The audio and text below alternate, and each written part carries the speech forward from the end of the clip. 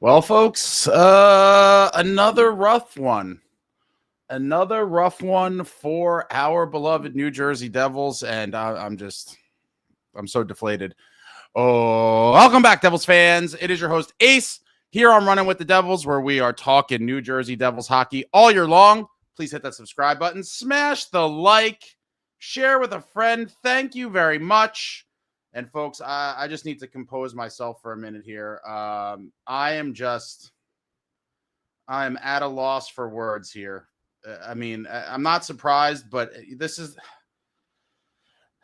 the New Jersey Devils, losers of 2 in a row, coming off the holiday break. All the people talking, maybe this will be a reverse of last year. After the holiday break last year, we were absolutely trash. Maybe after this holiday break, they'll come out and get it together, right? Maybe that's the hope in the narrative. Maybe this year will be different. New Jersey Devils back at the Rock hosting the Capitals after the 3-day holiday break, and the New Jersey Devils lose an absolutely gutting heartbreaker in overtime by a score of 4-3. And wow. This is a bad hockey team, guys. I hate to say it. It's time to come to grips with the harsh reality that this is a bad hockey team. And not only are they a bad hockey team, they are the worst variety, the worst type of a bad hockey team, because they will lose a ton of close games and show flashes of brilliance that pull you back in, that give you hope, like maybe they don't suck. And they do it over and over and over again, repeatedly stomping on our hearts. And it's just so gutting. The way they lost this game tonight, they're just a bad team, guys. That's the reality. A bad team that can occasionally play well and surprise you, and again, do enough to maybe pull you back in, make you believe that they don't suck. But the reality is they do suck, guys. And I hate to say it, this is just a bad hockey team. They struggle to score. Finally got some goals tonight, but they struggle to score. They struggle to close out games. And these are all characteristics of a bad hockey team. Again, they have the ability on certain nights to play well and kind of give you those wow type goals here and there. But overall, very inconsistent and are not a good hockey team. And it really sucks. Let's just get to the goals here. First period, Devils dominating, just buzzing all over the place. It looked like it could have been, I forgot, guys, because I'm furious. Win or lose, we booze. And tonight, for the third consecutive game, we drown our sorrows in loser beverages. I am so sick and tired of drinking loser beverages, but cheers to all of you. Happy holidays. Going with the Surfside iced tea here. Regular iced tea, Surfside. I'm pissed. But Devils buzzing, dominating the first period. And then some good fortune for the Devils. Capitals score a goal. Looked like it completely deflated the building. We see, wait a minute, what's going on? What are they doing on the bench? And sure enough, one of these offside challenges. I do hate it, honestly. I don't think this was kind of the spirit of the whole thing. I personally have talked about it before. I don't love these things that are so super close. Like, I just don't like it. But went in the Devils' favor, was offsides. Devils dodge a bullet. The goal comes off the board. Still 0-0 late in the first.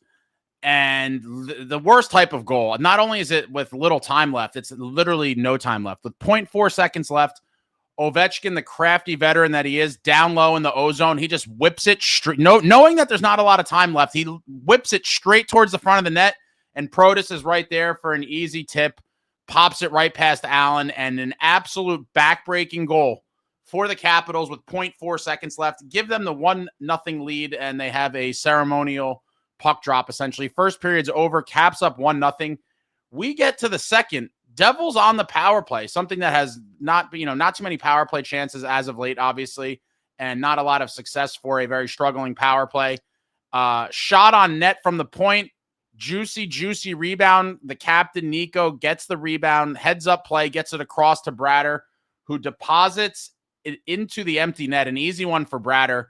Super glad to see him get one, as we've all watched him kind of struggle for quite some time now. Bratter gets his 7th of the season on the power play, assisted by Nico and Nason at 4:56, ties the game up at 1. And at that point, I was feeling good. I was pumped for Bratter. Love to see him score the goal. he looked like he was very relieved, kind of like the weight of the world taken off his shoulders. Hopefully they start coming, and he got that second one later in the game, but ties the game up at 1 at 4:56. And later on in the period, Jack Hughes with a crucial mistake in the D zone, coughs it up, and it just ends up in the back of the net. Capitals 2-1 lead, courtesy of a Jack Hughes defensive zone snafu. Obviously, one Jack would like to have back. After 2 periods, the New Jersey Devils trailing 2-1, looking to come back in the third period, which I believe they have not done all season, have come back to win a game after trailing through 2 periods, which is a horrific stat. We get to the third, Bratter just kind of wheeling with the puck near the blue line and just spins around and just rips one on net. Tons of traffic in front, and it finds its way to the back of the net. It originally looked like Palat may have tipped it in front, but the goal stays with Bratter. His 8th of the season at 7 minutes, ties it up at 2. And you got to give Pally his credit there. Right in front of the goaltender, providing the screen. Great play by Pally. It doesn't show up on the score sheet, but great play by Pally there. Ties it up at 2. And only 32 seconds later, it starts with a Brendan Dillon. They call it the alley-oop. The big lob pass from the D zone over the middle to Connor Brown. He comes streaking in, kind of a broken play. Puck ends up in the corner, and then he just fires it. Brown fires it across, and Glass bangs it home. His 7th of the season from Brown and Dilly gives the Devils the 3-2 lead at 7:32. And at that point, you're like, oh, baby, is this Devils team going to manufacture a massive win coming out of the holiday break? Up 3-2 at 7:32. And that lead was also short-lived. About a minute and a half, a little under 2 minutes later, Devils lose track of the greatest goal scorer in NHL history. Numero uno, Alex Ovechkin, NHL goal king, finds himself all alone down low. Sandin finds him in wide open net. Ovi's not going to miss those. Wide open net, puts it past Allen. Ovechkin's 15th of the season. And for those that constantly talk about how old players are, nearing the nursing home and dying, here's another old guy getting it done. 15 goals. He's 40 years old. Alexander Ovechkin, folks. 15 goals in the season. Ties it up at 3. Devils had some other chances throughout the third, couldn't get another one, and we head to the overtime session where the Devils are just dominant. Devils probably had the puck for 85% of the overtime session.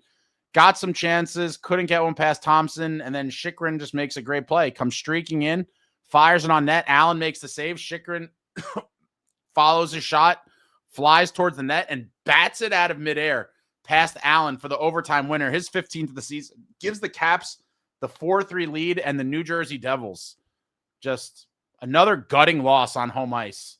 I find no consolation in anything, honestly. There's no silver linings. There are no moral victories here. Yeah, they scored goals. They looked better. I don't care. This is a results-oriented business, and they lost again. I don't care about the loser point. I don't care about anything, honestly. I don't care. I don't want to hear about the processes. I don't want to hear about how they got goalied or the expected goals for was, 7.8 and they only got 3. I don't want to hear about any of this expected garbage. I don't want to hear that Logan Thompson had, 25 goals saved above expect. I don't care about any of it. The bottom line is this team cannot finish. They cannot score goals. Granted, they got a few tonight, but we should have had like 6 or 7. They should have won the game handily, in my opinion. And it was just another sorry loss for this team. Condolences to anyone that paid money to be there tonight. This team just finds new and cruel ways to tease us and then let us down. Get to the game stats. Caps 33 shots on goal to the Devils 38. Devils got destroyed in the faceoff circle. Caps 66.1% to the Devils 33.9%. Excuse me. Let me choke on this loser beverage. Caps 0 for 1 on the power play. Devils go 1 for 2 on their power play. Somewhat encouraging, but again, I'm not looking for any sort of platitudes coming out of the third consecutive loss here. Caps 14 hits, Devils with 17 hits. Caps 20 block shots, Devils with 10 block shots. Caps with 10 giveaways, Devils with 15 giveaways. Caps with 4 takeaways, Devils with 8 takeaways. Those are your game stats. And we'll just pull up the players here. Cody Glass with that big goal, 3 shots, 2 hits. Nicohischier, an assist, 2 shots, a block. Glendening with 4 hits. Connor Brown an assist, a shot, a block, a hit. Pally doesn't get any credit whatsoever for that glass goal, but he has a shot, a block. Timo Meyer, 2 shots, a block, a hit. Paulie Cotter with 4 hits. Jesper Bratt with 6 shots. Like to see that. Hopefully the finishing starts coming for him. Gritsuk with 3 shots and a hit. Jack Hughes, 3 shots. Dawson Mercer, 4 shots. What do we have on D here? Dougie Hamilton, 4 shots, 2 blocks. Dilly with 2 hits. Brett Pesce, 3 blocks. We know he's going to do that. Jake Allen, 29 saves on 33 shots. Those are your game stats. And then we get to the deserve to win meter just for fun. And I was kind of surprised by this, honestly. I guess it looks kind of skewed, but again, I love these shot cluster charts. When you look at the Capitals, like they're just look at the density and the frequency of the scoring chances right there in prime areas. But the Devils had so many. I'm curious how, this is all just kind of entertainment nonsense, but I thought the Devils would have probably been favored here. I was completely wrong, but who cares? None of it matters. Devils lose once again. I'm completely gutted. I'm going to get to your comments in a minute. It's just hard to sit here and comprehend what we saw here tonight. And honestly, how a season that started off so promising has quickly just become pain and suffering, honestly. And I don't even, I scanned some of these comments already. I know it's going to be brutal. And with how tight the division and the conference is, they could play bad for a while and still be in it. Like, it's going to be a prolonged death for us as Devils fans. I don't think that there's going to be any situation where they're like completely out of it, at least for a while. And so we're just going to be teased and tortured, over at least the next 2 to 3 months. We get to the comments. M-Force, it's one or another with this team. Can't score. Defense is okay. Games are close. Start to score. Defense disappears. They just can't run on all cylinders at the same damn time. Yeah, obviously they've been limiting the goals against, but only scoring a goal. So that results in a loss. And then tonight they finally found some goals, but they gave up 4. At some point you'd like to believe that both the offense and defense will show up on the same night and result in a win. But, bad hockey teams find ways to just do what they did tonight. I mean, they took that lead. Seemed like the building was jumping. Crowd finally into it. There was a lot of, I heard at least on TV, you could hear the Let's Go Devils chants pretty loud after that third goal. And, they lost Ovechkin. He ties it up. And then a game that we should have won in regulation gets to overtime. And story of the past few weeks with this Devils inability to finish in the overtime, and it goes the other way. And we're, 50 some odd seconds away from a shootout, but they get the overtime loss. Red Devil Luke with another bad turnover. Hey, we got a loser point. I'm completely done with any sort of silver linings or positive things to take away. Like, it's to the point where it's like, you just need to get wins. This team desperately needs wins and nothing else matters. I don't care about really anything else. Like, unfortunately, this is where we are now. Trade Luke and Jack. We need a doom-o-meter now. It's not. I think there's a very big difference between dooming and being realistic. People that were saying the season was over and this guy sucks and that guy sucks after opening night in Carolina, like, come on, let's be real. That's ridiculous dooming. But saying anything I'm saying right now is just the harsh, unfortunate truth about this hockey club. Nearly halfway through the season, not quite there yet, but we're knocking on the door of the halfway point, and this team has shown who they are. An inconsistent team that, once again, can wow you on certain nights and kind of try to pull you back in and make you believe they could be something. And then there's other nights where you're like, this team is god-awful. And in the end, I think they're that team more often than they are the good version of the team. But, again, with the division and the conference being this tight, I think they will play at least decent enough to draw this thing out. And if they do miss the playoffs, I don't think that will happen until very late in the thing. We're going to just be dragged along and have our emotions played with for the better part of the regular season before we're finally put out of our misery. Whether that comes with being mathematically eliminated from the playoffs at some point in April, or they somehow squeak in and then just get absolutely chopped into pieces in the first round. But if nothing changes, that is the 2 paths it could end. It's either a missed playoffs or you get in the playoffs and you get massacred again. Those are the only 2 options really at this point.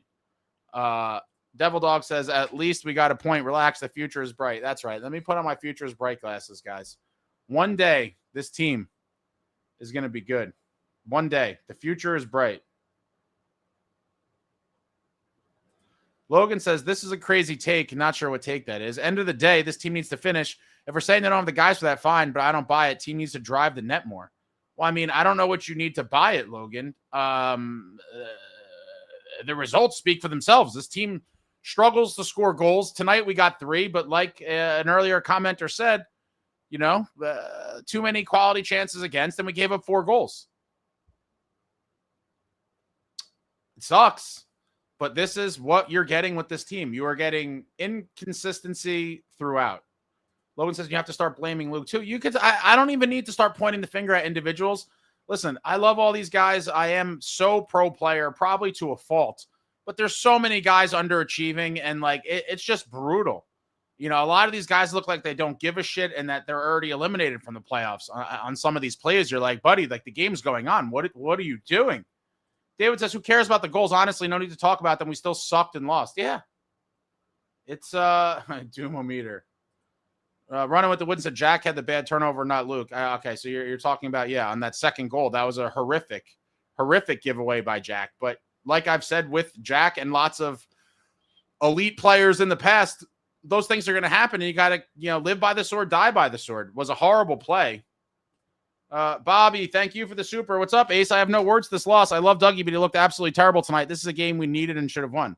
Agree across the board, Bobby. Thank you for the super. Dougie has looked checked out for a while tonight. I'm not going to kick his back in some more, but he did not look good at all. And this is a game they needed and should have won. Coming out of the break, riding a 2-game losing streak, having played absolutely terrible at home for quite a while now. But when we started off super hot at the Rock, I think we were the last team in the league to remain undefeated in regulation. And I think the only loss they had was, I forget, maybe the Islander game was an overtime loss. I think even past that point, it was nearly December. Devils had not lost in regulation at the Rock, but since it has been quite the opposite, and they've looked terrible at the Rock, and they've looked terrible on the road in a lot of these games too. But yeah, I completely agree, Bobby, but thank you for the super. Just another one of those nights where you're like, what did we do to deserve this? What did we do to deserve this? Robbie's bench toss says the future is bright if you think that one day Fitzplot and Dougie will be gone. Yes, I agree. Well, they're all not going to be here forever, Robbie. At some point, they will all be gone. At what point will that be? We have no idea, but we will find out at some point in the future. Jared, I don't understand what the guys we have on the team, how they can't score. I don't know if it's mental. I don't know what it is. Again, tonight, another night where the chances are there and they just cannot finish them. It's one thing to say the chances aren't there, blah, blah, blah, but the chances are there in abundance.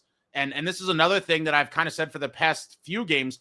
A lot of people have now started to turn on Keefe, which I think is a complete, crime, essentially.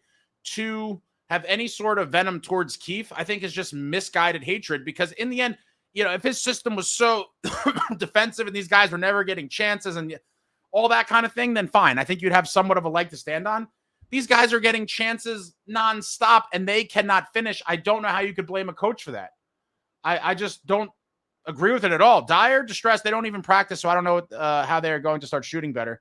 Well, that's as a unfortunate reality of the condensed schedule. And a lot of teams, players have talked about the lack of practice with the compressed schedule with the Olympics. There's not a lot of days for practice with the games kind of so packed together.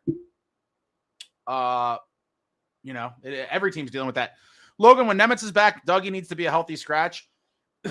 At this point, I don't think it's going to happen, but I don't know. I just feel like now with the rumors that had been out there, combined with the team struggling and all these things, I do feel like the Dougie thing is now lingering on. It probably has become somewhat of a distraction. Again, this is pure speculation, but it probably has become some level of a distraction. And I think the move needs to happen sooner than later. I think the longer this goes on and is allowed to fester, the longer there's going to be this kind of weird aura over this team. David, could have ended in regulation, honestly, if Keefe didn't challenge the offsides by 1/483rd of an inch. So we really lost 5-3 in OT. Nicole, I was praying for a Brat Hattie, but that clearly never came. The Brat Hattie, especially in overtime, would have been phenomenal. What a difference, right? Had the overtime, well, even if the Devils won anyway, more specifically on a Brat hat trick in overtime at the Rock, could have been the type of win to kind of turn things around. And who knows, maybe it could have been meaningless. But you often see games like that kind of start the beginning of, a somewhat streak of playing well as a little springboard. Pyro Gob, who ended our streak? Avalanche, who derailed our season last year. Hurricanes. What's the one similarity this Avalanche team and last year's Hurricanes have? Natchez. Ooh, hate Natchez. There's no sound effects for losing games. How I got a Jeremy Proper Pally does great things for a $3 million player, not 6. I agree with that, but I think he's going to be here for a while. So, Lindy Sabres are ahead of us. There's going to be a lot of teams getting ahead of us, guys. With this tight division conference, the only kind of I'm dying over here. The only kind of solace I could even kind of conjure up at times like this is a lot of these other teams are bad too. And so like I said, I do think we're going to be in the thick of it for quite a while. And it would be unfortunate if it's just kind of a prolonged, miserable death here where we're just kind of in it and then miss at the end. And it's very possible. At this point, I would say that's probably the likely result of the season, barring any major changes made. Ben Jam says we are 4-8-1 in December in case anyone isn't keeping track of the shit show. Oh, let's just do the math real quick. So that's what? 9 points. So 4-8-1's 13 games. We got 9 points out of a possible 26. So 9 divided by 26 will give us our points percentage. 346, my friends. We are playing 346 points percentage hockey for December. That is absolutely trash. And you get what you deserve in this league. I mean, you can't play 346 hockey for an entire calendar month and expect to be a playoff team. It's so bad. Robbie's bench toss says, give me a dozen Crookshanks if Fitz firing and a top 5 pick. This team is going nowhere this year. Mentally do not look like they have what it takes to be resilient. I would certainly, I'll never be a tank guy. I always rather limp into the playoffs and get destroyed than not make it at all. I will die on that hill for sure. But I don't think Fitz is getting fired anytime soon. And, I don't think the team is going anywhere either, unfortunately. It just seems like, again, we are watching the same movie with slightly different plot lines, but in the end, it all ends the same. Disappointing end of the season. There's always next year. And, of course, the future is bright. Bungie Boris, old people can't play hockey. Stop believing what you see in front of you. Yeah, the anti-older guy sentiment is kind of wild. Running with the Wooden says, doesn't mean we should be signing Markey, Stamkos, Ryan O'Reilly. Well, you wouldn't be signing them. You'd be trading for them. I'm kind of torn because as bad as this team looks on a lot of nights, I could still, in an alternate universe, convince myself, probably optimistically, a little bit of foolishly, that a guy like Stammer, and again, I only want Stamkos at retention, guys, so everybody calm down. Yes, he is old. He is not in his prime. He is not his former self, but I still believe he could help this team. If Nashville is willing to retain on him, I still think it'd be an interesting play. Same kind of thing with O'Reilly. Him, you wouldn't get retention on because he's only making 4.5. But those are win now moves. But at this point, I'm even beginning to wonder, with one of these guys, is that still enough to make any sort of significant impact? I still think it could, but I don't think it's going to happen. We don't even have money to bring Kovacevic back. And so, again, I'm not trying to be negative, but I cannot continuously play these fantasy edition games when we don't even have cap space to bring back a defenseman already on the team. Like, it would take a lot of things that I don't see happening for any of these moves to remotely be feasible.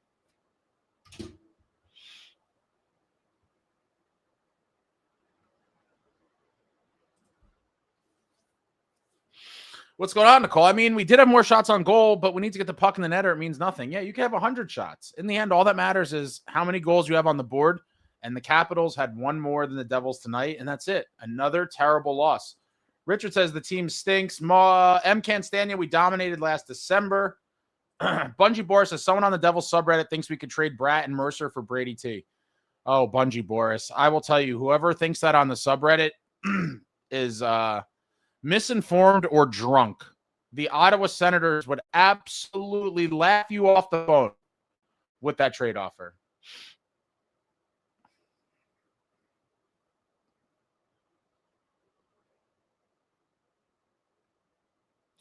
Yo Holmes says, Country Club Keith said there's a lot of positives, so I don't know if he's a country club guy. I think he's very even-keeled. He never really shows emotion. I get a lot of people don't like that. I get it.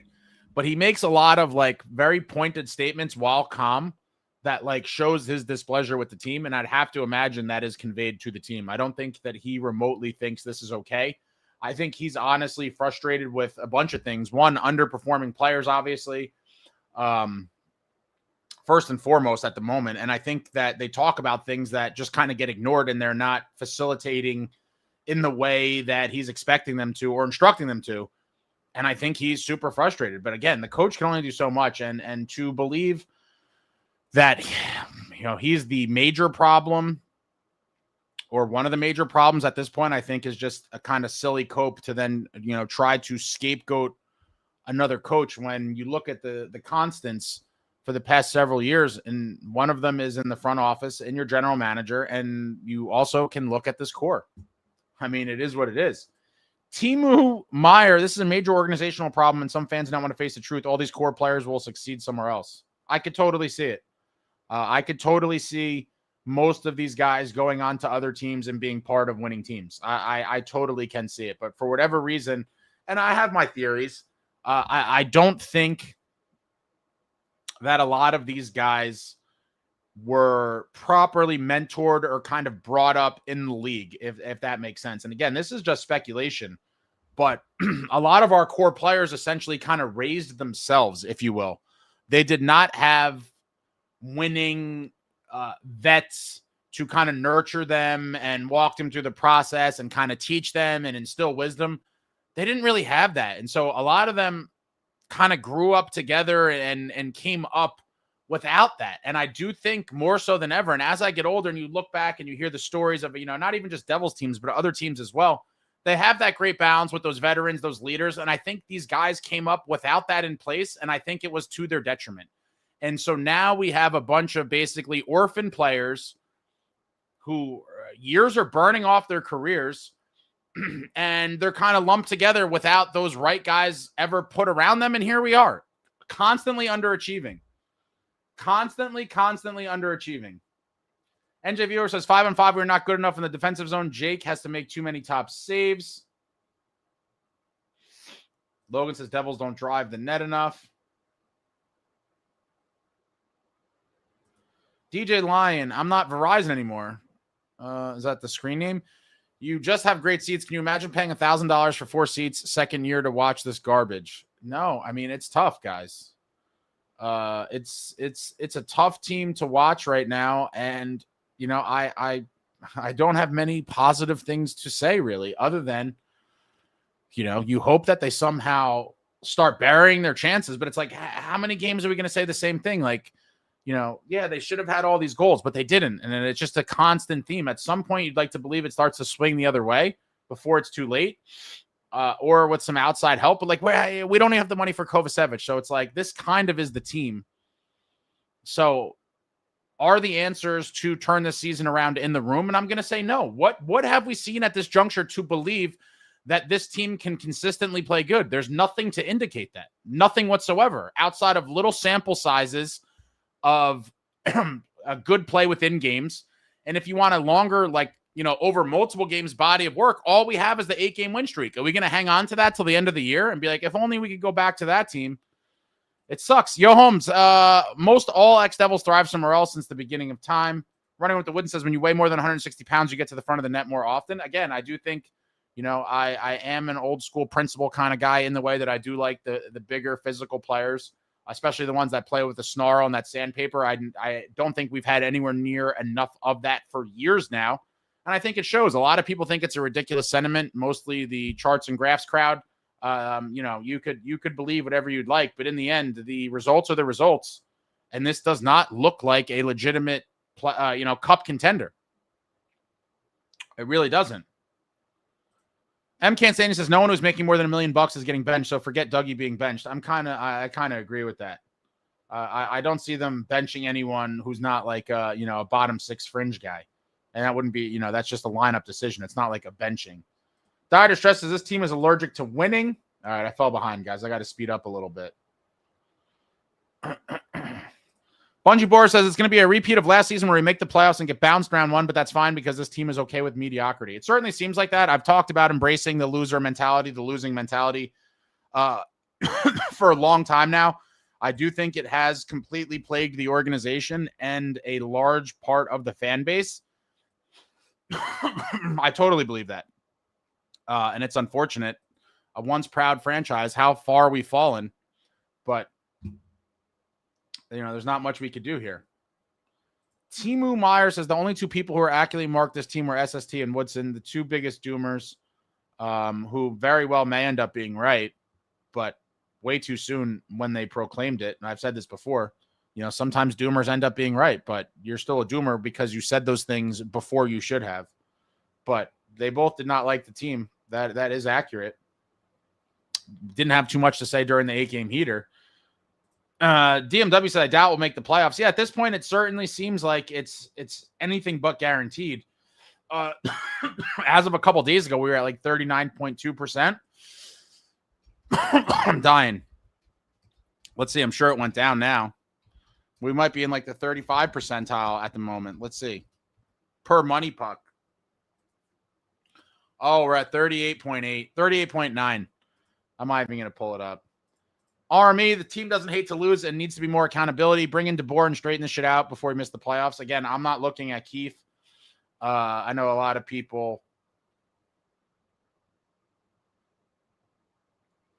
are pointing the finger at him, but I just can't get behind it. These guys are getting chances and cannot finish. David, I'm looking forward to spending $20K on a new roof and new gutters in the spring, then hoping there's Devils hockey playoffs. Now that's sad. That really is. Yo Home says lots of burner accounts here today. There's always a lot of burner accounts here.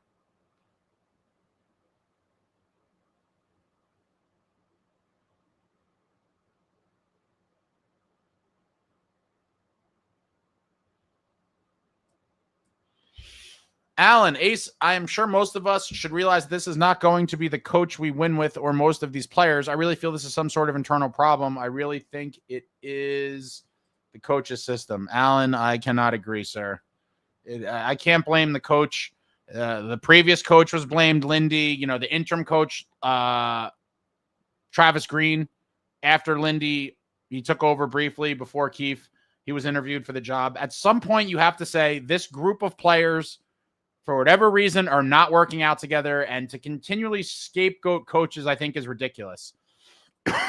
David, no one believed in this team could be something anymore when they play their ass off really good for 5 minutes every game. That ship has sailed. We're not being fooled anymore. Yeah, I called the 8-game winning streak team fool's gold. It certainly seems what it is.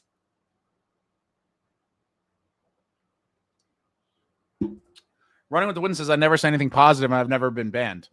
Now, Woodson is like a respectful doomer. He doesn't like... It's very different. Shout out to Woodson. I like Woodson, even though he's super negative. He also doesn't creep on underage people here. That's what happened. I want to talk about this. People give me agita. But Timu Myers is now taking paparazzi pics and modeling pics for Ralph Lauren. I will say this. On the paparazzi thing with Jack and Tate McRae. I personally don't like that kind of stuff. Like, I know a lot of people get excited by it and all. To me, it's all distractions, bullshit, like off the ice stuff. And it happens a lot more in bigger markets. A lot of Devils fans are not used to it because for the most part, Devils players are not really in the public eye. No one, they're not, paparazzi aren't taking photos of them. Like, this is way more commonplace in big hockey markets, even in New York, the Rangers, Chicago Blackhawks, Montreal Canadian, a lot of the Canadian teams. hockey players are a bigger deal in those areas, and as a result, they will be photographed and all these things. I do feel bad for Jack a little bit. I mean, I don't feel that bad, obviously. He's a superstar. He makes a ton of money, but, there is no, like, in that regard, he cannot really have a private life. I don't know if it will affect him or not. I do think it is a kind of interesting subplot on the season now that he's, maybe dating this chick who's super famous. And so everywhere he goes, it's not like he posed for the paparazzi pics, by the way, Timo. Like, he wasn't like, hey, strike a pose. Like, he was out with her in the city and people are snapping pics. Some of these paparazzi got these long ass lenses. They could have been shooting from across the street. He may have had no idea for some of them. At some point, they may have been aware they were getting their photos taken, but that is a tough kind of thing to deal with at a young age. I'm curious to see how he handles it. If this continues on over time, the added off-ice attention on him, with this global superstar type girlfriend. But it is unfortunate. I don't love all that kind of stuff. I do think it's just a distraction. I know a lot of young people are into it and think it's cool. I just don't really care about anything other than the on-the-ice product and wanting to win. But we'll see how he handles it. I mean, maybe it has no impact on him at all. But as a young person, that's definitely not an easy thing to deal with because, even though he was an NHL superstar for a while now, I think for the most part, he probably could have walked around almost anywhere and no one would know who he is. I mean, that's the reality, right? On a normal day in New York City, I wouldn't be shocked if no one noticed who he was or very few people. But now all eyes on you. You're dating this chick, and it's going to be a thing. We'll see how it goes. M. Cansania, stop blaming the coaches. It's the players and Fitz who carry the weight of this. I agree. Snow Devil, the Devil scoring 3 goals in one game is nothing short of a Christmas miracle. It's a damn shame that it couldn't result in a win. Louis, Fitzgenius got the team a starting goalie they can't use because the backup gives them a better chance to win most nights. Fitzgenius. I mean, Markey has played a lot better recently. We'll see if he could get a win in his next start. He hasn't been getting goal support. And tonight, Allen didn't play great, but I thought he played well enough to win. And the offense could have had 5 to 9 goals easily. Codes, I heard the team is getting renamed to the New Jersey No Movement Clause. All right, let's see. Frank, how could I have been so wrong about this team? Because you're an optimistic hopeful. You're romantic, Frank, like myself. We talked ourselves into this team being good. We fell in love with the team. Then we had and then the worst thing that could have happened was the 8-game heater. Then that kind of somewhat, I don't want to say solidified, but it somewhat supported the thought process that this could be a very good team or at least a legit playoff contender. And an 8-game heater, despite some of the problematic things we saw throughout, wins are wins. You won 8 games, and against some very good teams, mind you. That will certainly get the romance flowing even more. And I fell victim of it as well, Frank. I was high on the team before that. Then it happened. And now you're like, oh my God, this year is going to be different. Silly us. It's just more of the same, just in different order. Oh God. Yo, Holmes, Fitzgerald extending Markey and then blowing the Quinn deal is just, yeah. I mean, at this point, the Quinn deal is going to be talked about for years. That's just an epic fumble. I'm tired of talking about it, but Yo, Stan says either you score or you don't. It's a 50-50. We're making goalies look better than they really are, for sure.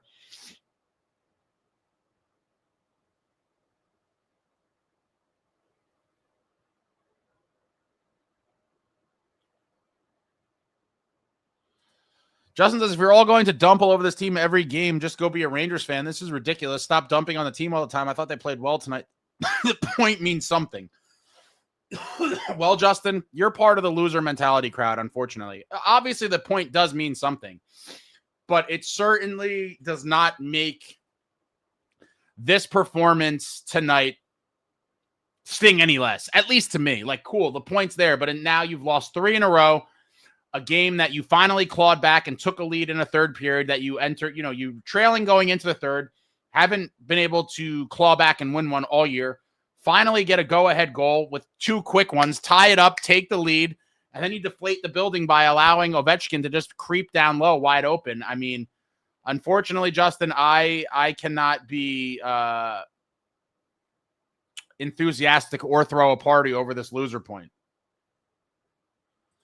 Timo says the team deserves to be dumped on. The organization is trash and the fans are suffering because of it. I mean, kind of blunt, but I can't say he's wrong. I can't say that he's wrong. Nothing is changing. It is the same script or same ending, I should say, of the movie as we've seen the past couple years. It's happening in real time, very slowly. We all see it. The owners do not. And so every day that Fitz is still employed by the organization is unfortunately another day that the owners show that they are not serious about winning. That is how I feel, and many other people do as well. There's just too much. There's too much track record there.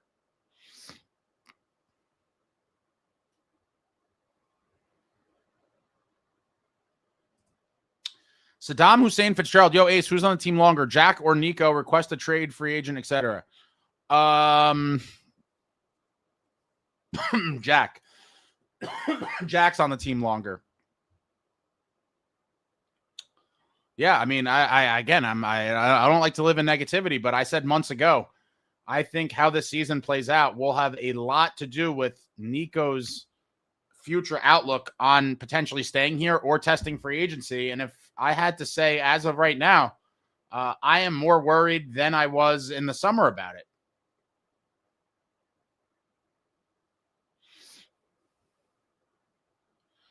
Brandon, picking up Stamkos and Ryan O'Reilly will do nothing to this team. We're just too bad at one-man show every game. I do think it's not really likely at all, but I do think getting both of them would have to help. T. DeMuro, I can't take how weak this team is both mentally and physically. Games like this only means lottery with the 14th pick in the draft. Awful. Angus Crookshank and Diamond Hands would be unstoppable.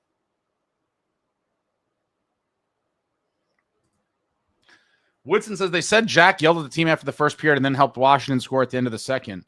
Who said he yelled at the team after the first?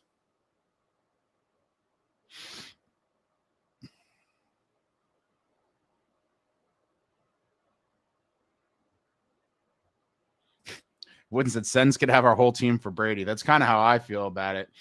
Again, never happened, pipe dream, but it's nice to dream, right?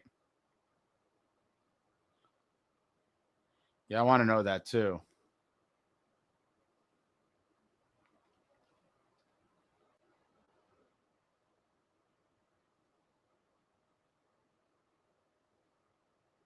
M. Cansane says, I wouldn't want to tank for McKenna. That would give Fitz more incentive to tell us the future is bright. I could never go with tanking. Timo says, I agree. It's the organization set these guys up for failure. This is why I blame the organization, owners, and management first and foremost for this trash. Yeah, I think so. I've thought this kind of for a while, and I thought maybe I'm overthinking it and it doesn't matter. But like in the end, it would have really been beneficial for there to be, these winning, proven veterans to kind of raise these kids. And you look at the old school Devils teams, in 2000, it was one of the greatest rookie classes in Devils history. In 2000, we had Brian Rafalski on defense, John Madden, Colin White also on defense, and Scott Gomez. Two great centers and what became two very good defensemen. I mean, and Rafalski, I would say, kind of the category right below elite, and Whitey, very solid. That's four great rookies in one season, but they were raised by proven winners who knew what it took to win and took these guys under their wing and showed them the way. The Scotty Stevens of the world, the Ken Danicos, the Bobby Holiks, the Randy McKays, the Claude Lemieux. Long-time vets, winners, guys that were about that life and showed these kids what to do, how to act, how to be a pro. All of these young guys never had that. May have had a guy or two for a season or two, but there was no established kind of nucleus in place when they got here. And now they're just a bunch of, they're players that raise themselves. And I'm starting to think that it was really to their detriment. Set up to failure, I think, is correct. And it could have been helped at any point had the right guys been brought in, but it's never happened. I would say a guy like Dilly absolutely fits the bill, but it's very different if they came into a locker room with Dilly there and he was there with them for years versus Dilly now, joining the team when they're in their 6th to 8th years in the league. Very, very different.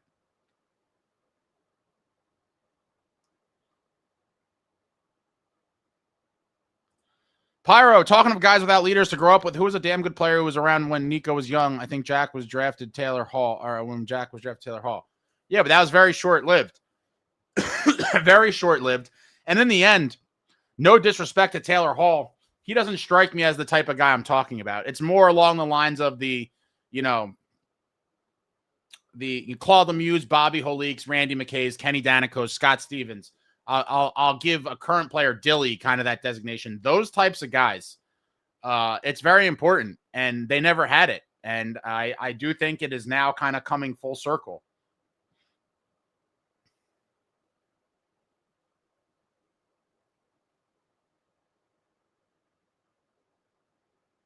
Nicole says we need more grit on this team. Heavier edge or more violent. I'd love to see it. Yeah, so would I.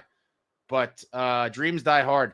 Jersey Roots, AO Ace, and all the other Dirty Devil Barbarians. Please, God, not another loss. Yeah, this is another one. Jason, they need guys who are skilled that play with Jam, not more Paul Cotter. Yeah, I guess I don't remember what live it was in, but a couple days ago, someone asked me like if I could make any one move that's somewhat realistic. I said I would do whatever I had to do to get Dougie to one of his teams on his pre-approved list and figure out a way to get Calgary to trade us Kadri with retention. That would be my one move. I would probably still do it despite being very down on this group right now.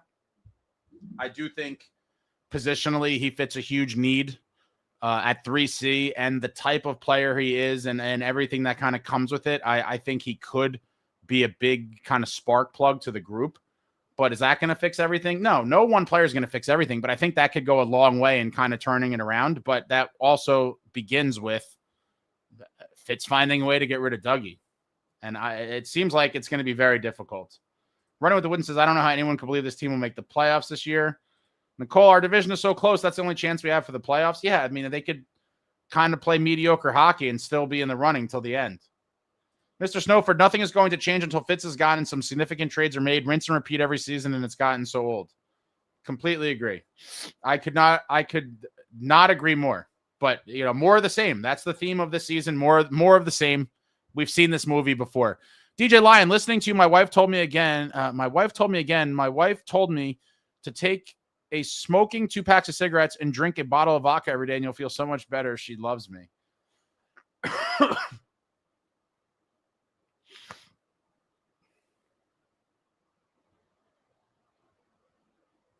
Jay Snow, no way winning anything. Keep your assets and move the pieces in the offseason. But this is punter loser mentality too, Snow. This is how we got here to begin with. This is why they didn't get a goalie in 23-24. This is why we got Daniel Sprong last season because Jack was hurt. Every year there's a new reason to punt, wait for next year, and talk about how bright the future is. At some point, people, let's realize this may be our last year of a playoff run with nicohischier. Let that sink in. If he indicates to the team this summer that he's not looking to sign an extension and he's leaning towards testing free agency, guess what, guys? This exact time next year, if that happens, this exact time next year, the media frenzy will begin about potential trade partners for the New Jersey Devils to ship nicohischier to. Remember, I said this. Because if he does not re-sign long-term, and I hope he does, but if he says he's not willing to do that just yet, well, guess what? We're going to see exactly what we saw in Vancouver that just finally ended with Quinn Hughes, because a franchise can't lose a player like that for nothing, right? You got to get something back, and that's what we'll be talking about.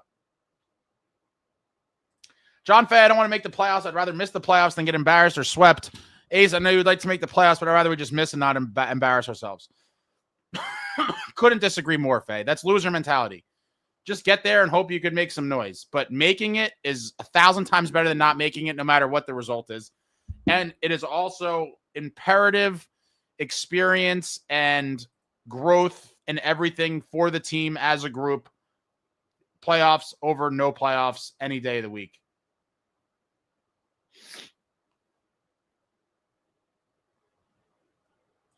Sunrise Arts Cinema. How many times are these people going to blame the coach? It's frankly ridiculous. It's so easy to do that over and over. Emotional, simple-minded people. Sorry. I don't know. I guess I've tried to understand why that is such a common thing, and it just seems like it's easier to scapegoat the coach than realize that the group you have is not going to get it done. And so you're like, oh, it's the coach. But at some point, you have to have that come to reality moment, like, wait a minute, how many times are we going to blame the coach? When we look over, what is the constant over all these years? And it's the same inept general manager, number one. And number two, the same group of guys that are just constant career underperformers. That's the reality. Blaming a coach over and over at some point is tired. You can't blame the coach every time.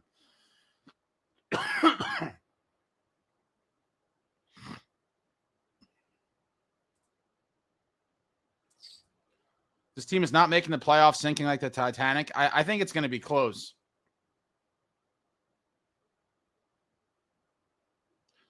Alan says, Ace, I guess what I meant to say or should have said is for some reason I do not think the players want to play for Keefe.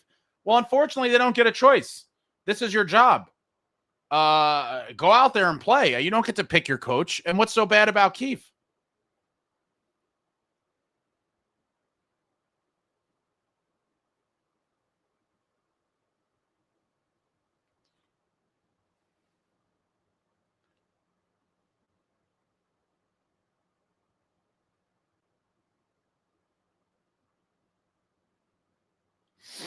Trade Luke and Jack says Ace will soon start saying Jack and Luke have to be traded. I'm never going to say that because I know they're not going to do it. I can't waste my time talking about nonsense. Like, you have to realize it's not going to happen. So why am I going to talk about it? It's just so absurd. Nicole, I think the popularity with Jack and Tate McRae is bringing on some of the temporary fans that like to go to the Boy Aquarium. What the hell's that? That's all that's coming from it. I don't know what that is. It's probably some new age, younger fan kind of stuff. Justin Smith, wow. That's what this fan base sounds like recently. Stop whining. The team will be fine. Oh, Justin, you're a total loser mentality. The team will be fine based on what? How long have we been saying this? For years now. The team will be fine. When are they going to be fine? I know when they're going to be fine. Silly me. I know exactly when they're going to be fine. At some point during that oh-so-bright future. Let me put the shades on. Got to protect these retinas, baby. Got to protect the retinas. It'll all be fine.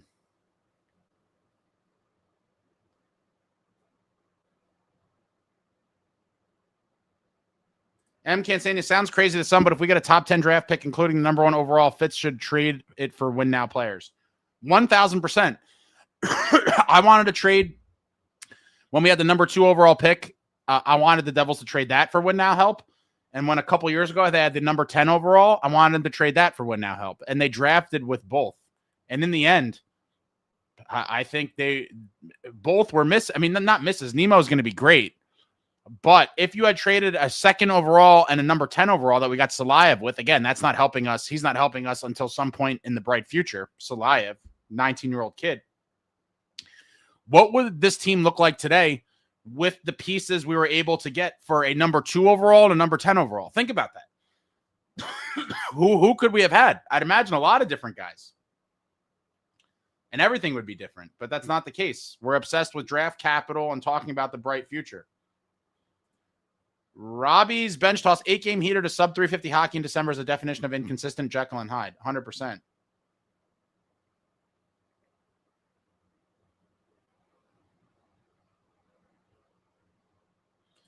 Vincent says, Justin, my man, look at our record in the past, 15 games now. Something's got to give. No, it'll be fine, Vincent. Don't you worry.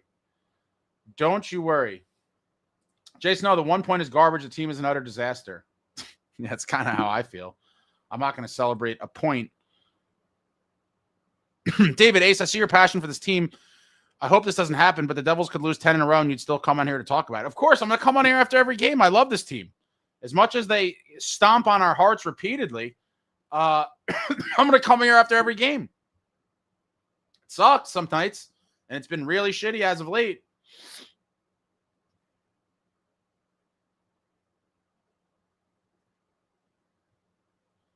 Dubs' like says Nico would be nuts to sign here, knowing they can't win and the teams would be nuts to, I don't know what that says. I don't know. I could see a world where he convinces himself he could win here somehow. I wouldn't be shocked. I wouldn't be shocked, but for his sake, I hope as much as I would hate to see him leave, I almost hope for his sake that he just decides to leave. And I think that would maybe be a reality check for a lot of people. if he said he was not going to sign here. I think that might be an eye-opening event that kind of could possibly bring about change, but I'm not even so sure that that would.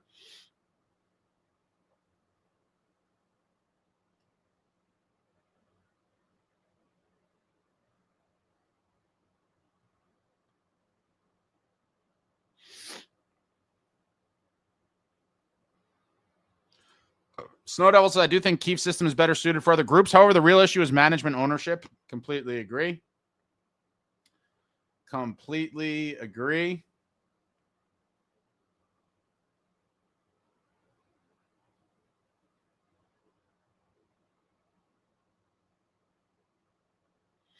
Ariel says, if Hamilton is checked out, then just leave and waive your trade clause. I mean, that would be nice, but it's never going to happen. It's never going to happen. It's going to have to be the perfect scenario for Fitz to get him out of here.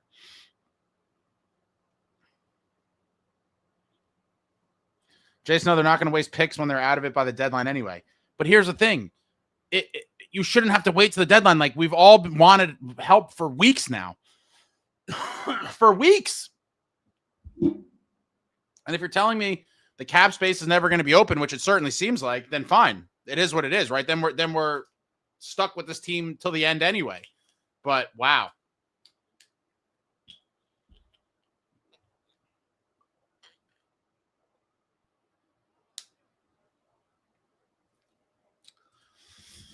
Yosnan, man, how sad would it be if we lose Nico? 100% a possibility. It was always a possibility. And again, what has happened this year that would be encouraging to him? I don't know.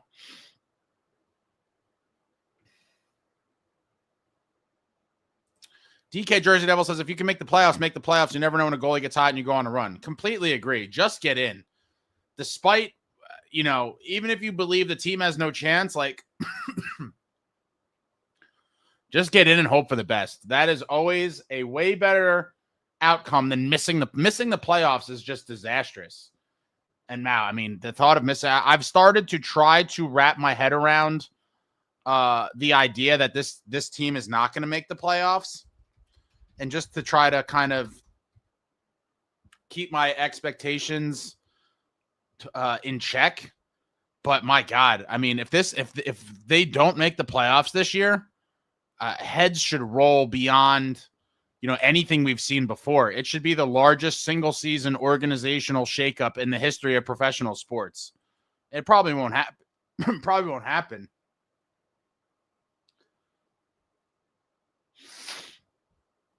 Slurp One says, who give a shit if Heischer goes elsewhere next year? He's soft and not a leader. Can we compare him to an Yzerman? It'd be a cold day in hell that would happen. I mean, guy, come on. Let's be serious.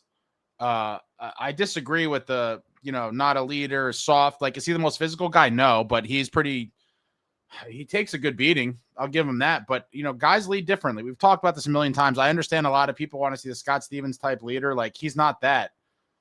In terms of, can you compare him to an Yzerman? No, but how many people can you compare to Yzerman? Very few. Like, you're talking about an all-time great. So let's relax. Not everybody can be a Steve Yzerman.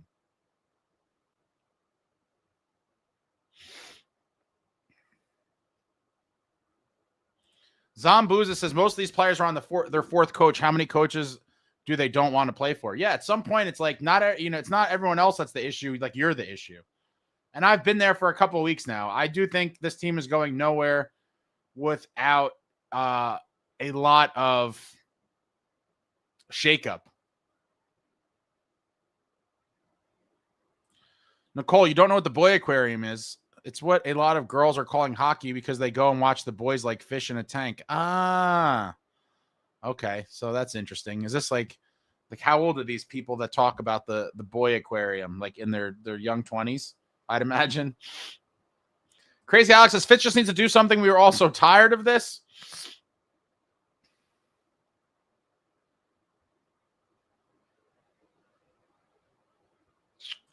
Mechanicsville, you would trade pick number 1 overall for win nows?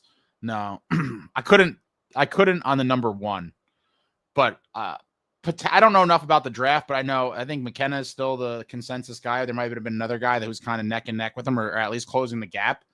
Number 1 overall, I probably don't, unless it's something major. Again, I can never say never. If you could get a proven guy I may consider it, but for the most part, I would lean towards keeping a number 1 overall if there's a stud. But like a number 7 or 8 pick or something, I'm dealing that. I'm certainly dealing that. Frank says, look at how many of our players are underperforming. I'm giving our first round pickup because we're void of talent. Completely agree. I certainly would. I don't want future pieces. If they don't try to win now, then it's not happening for quite some time. At some point, the chips got to go in the middle and you got to make a stand. It hasn't happened yet. We're waiting for it. The time is now. Again, this could potentially, let this sink in. This very well could be our last playoff run with nicohischier. No guarantees here for next year's playoff time. Dying. Rider on the Storm, Ace, keep the future as bright glasses on. Makes this podcast and team have better vibes. I hate wearing them, but people like to talk about it all the time. Michael says, hate to say it, but this may be the 76ers of the NHL. One deep playoff run since ownership took over for the 76ers in 19. Devils had 2023, but that wasn't deep. No, it was not. It was one round. But Akira Schmid will forever be a franchise legend for it.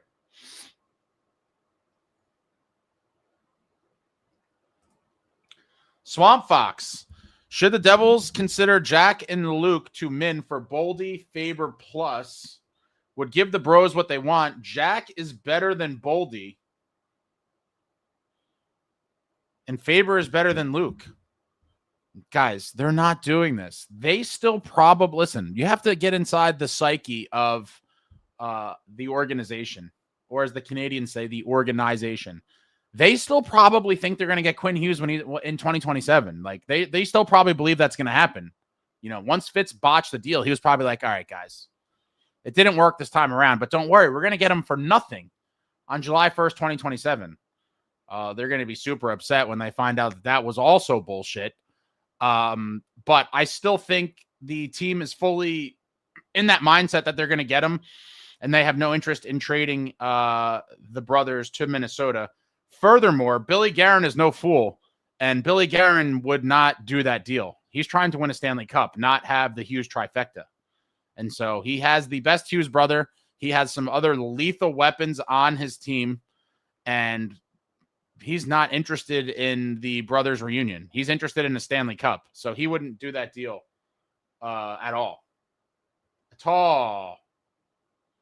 Saddam Hussein Fitzgerald, can't argue when I hear most Devils fans don't know hockey with all these future is bright people. Yeah, the future is always bright, guys. Timo says, Ace, the arena food is bad as everyone who goes to the game says it is. Some of it is. Some of it is. It's like everything else. Like you got to kind of weed through the sea of it. Some of it's pretty good. Some of it's terrible. But by and large, on the concourse, a lot of it is pretty terrible. But you got to find like what's a good spot and stick with it.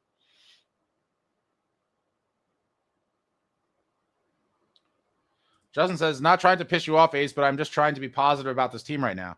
Oh, you're not pissing me off at all. It takes a lot to piss me off.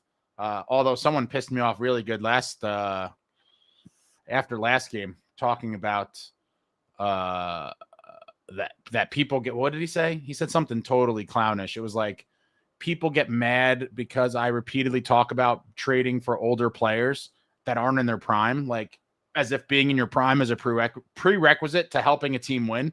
But no, you're certainly not pissing me off. And I understand trying to be positive, but at some point, the positivity must come to an end.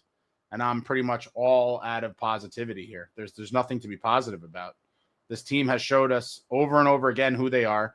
It's a team that struggles to score for large periods of time, struggles to close out games, and looks like they're allergic to winning often. David says, you can tell Bratt knows the fan base is frustrated with him after both goals tonight. He barely even smiled. I'm sure he's frustrated with himself. Sunrise Art Cinema, what exactly is Keith's system? These are professional hockey players. They have played in many systems. They're just soft and lack that dog. Winners can play in any system. Somewhat, mostly agree with that. Obviously, some systems are slightly better tailored for some guys than others. But in the end, like I continuously will say, there's no shortage of chances being generated. These guys are getting grade A chances nightly. Breakaways, rebounds, tips, they find new ways to make goalies look otherworldly on a nightly basis. That is what this team specializes in, making other teams' goalies look like superstars in the making.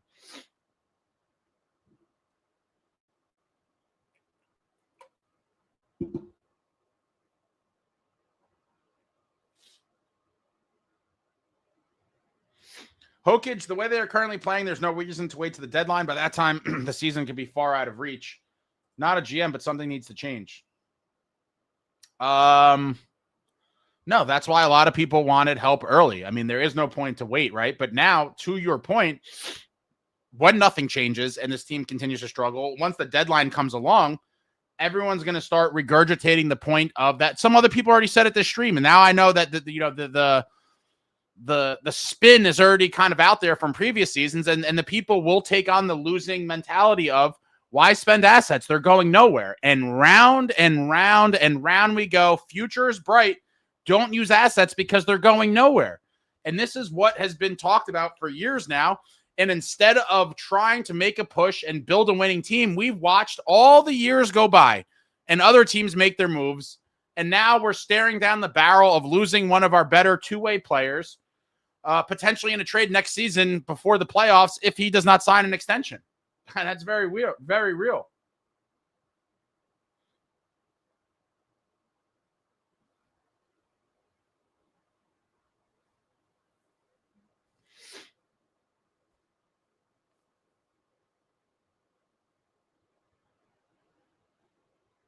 NJ Swampbox takes a good beating, sums up the Devils. Yo, Snan, if there's any possibility of Devils bringing in win now moves, is literally either moving Palat or Hamilton. Well, really, Palat would just get you Kovacevic back. And I don't even think they're going to try, honestly. I do think your best case scenario is Dougie finding a home on one of the teams on his list that covers Kovacevic's $4 million and gives you $5 million extra to try to do something with. But can you find that? Can you find that perfect match for Dougie? Seems like no.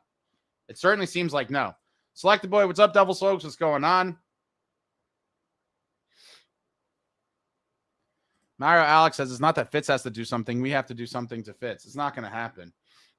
He's saved. David S. Everyone was so excited to get rid of Hall last year. This year he has more points than like half our players. Not surprising. I don't know that he would have had that success here, but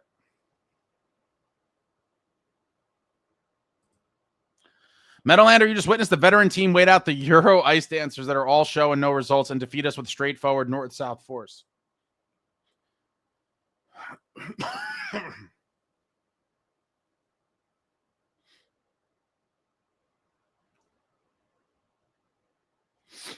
Nicole, I see the Boy Aquarium being talked about with all ages on certain fan bases like ladies of the NHL groups and stuff. It's just the thing people are joking about. Interesting. I didn't know that. My dog for GM trading all of our picks away for 35-year-old has-beens will not help us that much, unfortunately. I didn't say all of them, but some of them. And it doesn't necessarily have to be those guys. I like Kadri. Yes, Doug, these are obviously my future is bright glasses.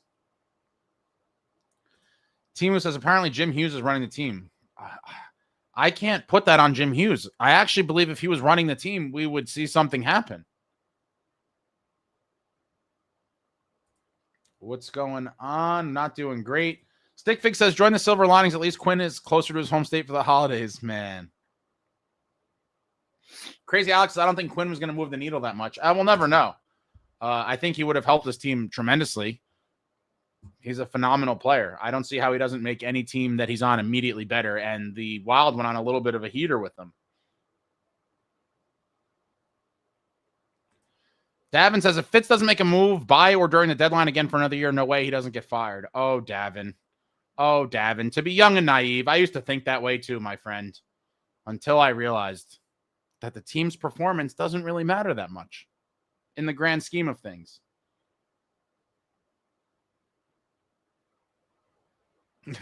David said, yo, Hayes, maybe you should start putting sunscreen on your face too with the sunglasses to show the future. Right. I might have to. SPF 50. Is SPF 50 good enough for how bright this future is? Maybe is there higher than 50? Scott, another brutal loss. I don't see this core winning a cup. Even if we make the playoffs, the team will be knocked out in the first round. Brutal loss. Check. I'm with you. I don't see this core winning a cup. Check. I'm with you. I will put an asterisk there. If somehow impact players are put around them, and I think they could, not very likely due to cap space and a variety of other reasons, mainly that Fitz is our GM, that won't happen. But, and I do think if they make the playoffs, it's a first round ouster. Stickfix's article came out recently that the absolute red carpet that Minnesota rolled out for Quinn's arrival. Hotel with favorite foods, BMW, private jet. The Wild are in on Quinn long term. Billy Guerin's a winner, guys. Absolute winner. And like I said, after I saw Quinn's press conference, Billy G, we'll get him to sign on the line that is dotted.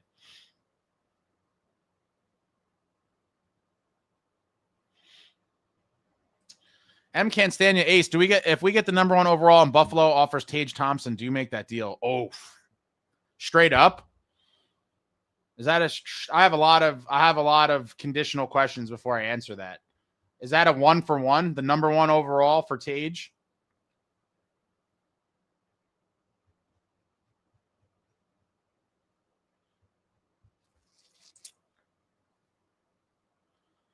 Is it too late to bring Yager back? Man, oh man.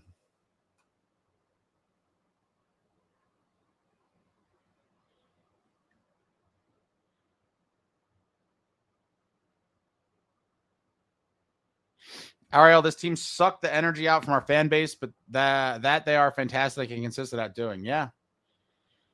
It's unfortunate. And many of you, like I always say, you're sitting here watching me talk about this team because you're fired up after the game as well. We care too much.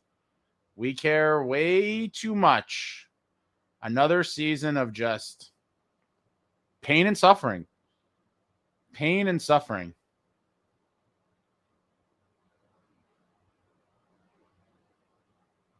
You guys are brutal. Best case scenario is Dougie ends his career. And come on, man. I wouldn't mind him faking it, though. I don't want anything to happen to him, really. But if you want to fake it. Nicole, yo, guys, I know none of us are happy with our team right now, but hit the like for Ace for coming on the chat so we can all vent. Yeah, thanks, Nicole. Hit the thumbs up for your boy. Wow. Jersey Roots said, Ace, did you get any new Devils memorabilia for Christmas? I got a couple things I treated myself to.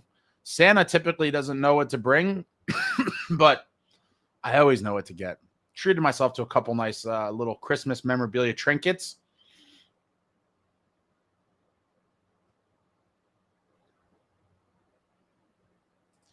David says, Ace, I read something that said Brat for Stamkos straight up. Would you do that? Is that a joke? Absolutely not. That's complete insanity. No, if you're trading for Stammer, it's like a pick or something. I'm not trading Brat for Stamkos. That's psychotic. Arrow says, I don't see any moves happening because there's no urgency in winning by this ownership. That certainly seems to be the case. I wish that I could tell you with a straight face that I think that is a completely false and psychotic viewpoint. However, I always keep it 100. And with what we've seen as of late and over the past couple years, I have seen nothing that makes me believe that statement is not true. Unfortunately, if I have to be real about it, I have not seen anything that would contradict that statement. And I don't know that anyone could point anything out to say otherwise. True Patriot ownership does not seem very moved by success with the club. Ace, writing this for the first time, this core group ain't the ones. Probably time to get what you can for some of them. I came to that realization a couple weeks ago. It sucks. And I still thought that they could possibly make some noise with the right pieces around them, but it would be at least 2 decent pieces, and we have no cap space to make it happen. And even if we did, we have Fitz. We're going nowhere fast, guys. Adam says, Fitz is unaware of how not to paint himself in a corner. My dog for GM, Fitz is never getting fired by these owners. Nico will leave. I just hope it's not to the Rangers, who will have plenty of cap space. That would be gross, huh? That would certainly be gross. Hopefully he doesn't go there. But, man, Nico would be great on, like, any contending team. Keeping up the Devils says Fitz won't get fired. I agree. Dire distress. All the parts of this organization is just not working together, and that's on Fitz. Yeah. NJ Swamp Fox, so the Devils even won one game after trailing going into the third. I don't believe so. Tonight they were in line for the first one. But after taking the lead, gave up the tying goal to Ovi. Santa brought Ace Lululemon. Ace brought himself Lululemon a week or two before. John Fay, this team is slowly killing Ace. He's coughing so much because they can't handle this anymore, what they do on the ice. Yeah. Keeping up the Devils, it's on ownership. All routes to ownership. Geese Feeder says, how likely is it that Kovacevic doesn't play all year? I don't think that's likely at all, actually. I think at some point they're going to have to figure it out. I mean, what are they going to do? Pretend that he's hurt all year? He's not going to agree to that. They're going to have to figure it out. Nathan says, Stamkos has to win. Brad has been ass. I mean, Brad struggled, but let's be real, guys. Brad has been a point-per-game guy for several seasons now. He's, 28, I think? Stammers on... He's 27. Like, you don't... That's just a ridiculous trade. Nathan says, got to make a trade that stings to get over the hump, even if that means trading Brad. No, I agree with that. But a trade to get over the hump is 1,000% not Steven Stamkos. Now, if you're talking about in a package for a big guy or something like that, fine. You know, if you're talking about going after a Tage Thompson or some other kind of player of that realm, absolutely. But you're certainly not trading Bratter for Stamkos. I mean, it's crazy. David S., once Kovacevic comes back, do we really believe this team will be better? Pesci and Jack came back and we still suck, not being negative, just realistic. No, I don't think that's an earth-shattering addition. I like Kovacevic, but, you know, that's not, I don't think, going to transform the team. Like, the big boosts have already happened. Pesci, obviously, was a huge boost in itself. And then we got, you know, all the forwards back with Jack, Timo, Grits all in one game. Now we're basically down Nemo. You know, I do think the team could be better, but it's not going to be drastic. Like, Kovacevic is not going to make this team look like a different team. This team has shown us who they are. They are consistently inconsistent. And in my opinion, a bad team that is the worst variety of bad teams. The one that shows ability from time to time and finds a way to suck you in. Like, if they were getting killed every night, it'd be much easier to be like, this team sucks, and write them off, much like, maybe Blackhawks fans or some other teams that have struggled for a while that kind of knew what they were in for. But this team did come into the season with high hopes, high expectations, had an 8-game heater early on, and they've done enough to keep pulling you back in. And the emotional yo-yoing that they've done to all of us is brutal. It's the worst type of underperforming team.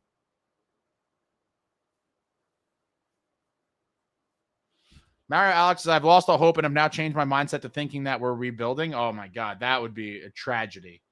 And we might not be that far away from it, honestly. True Patriot went to my first game in weeks and finally watched because I was there. Tough one again. Team seems happy to just sell pretzels, popcorn, and booze and swag for the kids. December is death for these guys. M. Can't say anything. The revenue this team brings in is a blip to the billionaire owners. Well, then hopefully someone could come and buy them. If they're not profitable enough, I would love to see someone come in and buy them, but I just can't see that happening. And I don't think it's as insignificant as you're making out to be.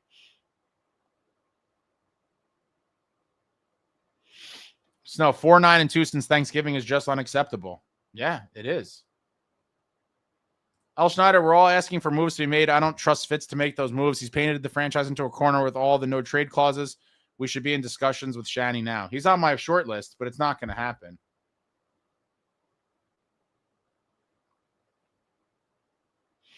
Snow Devil, the Canes have cap space to pick up Nico in free agency, and their main hole is 2C. The Canes are the real devil. Oh, man, I would hate to see him go there. Certainly would hate to see him go there.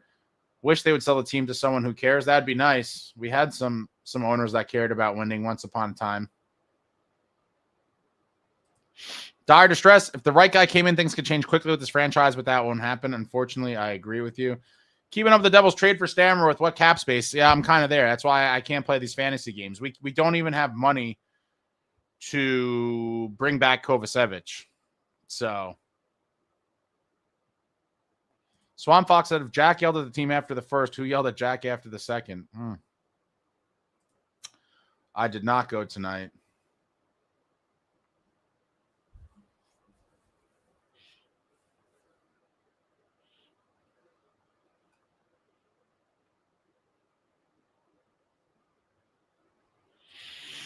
Nathan says trading for an all-time great like Stamkos will definitely sting. You need to go all in. Forget about the future and win now. Even if that what? I'm the most win now guy, but trading Brat for Stamkos is purely psychotic. I just don't understand what you don't understand about this. This is a ridiculous proposal. They're not going to trade Pesci in that deal either. These are ridiculous suggestions that have zero merit. I'm sorry to tell you, Nathan. You're completely off base here. They're not trading Brat for Stamkos. That doesn't improve this team in any way whatsoever. You trade futures for a guy like Stamkos. That's a win now move.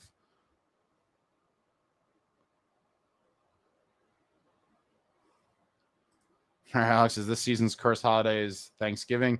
Swamp Fox, the team's goal differential shows it's mediocre. Captain Mafungo, what's going on every season with this team is like watching the movie Groundhog Day.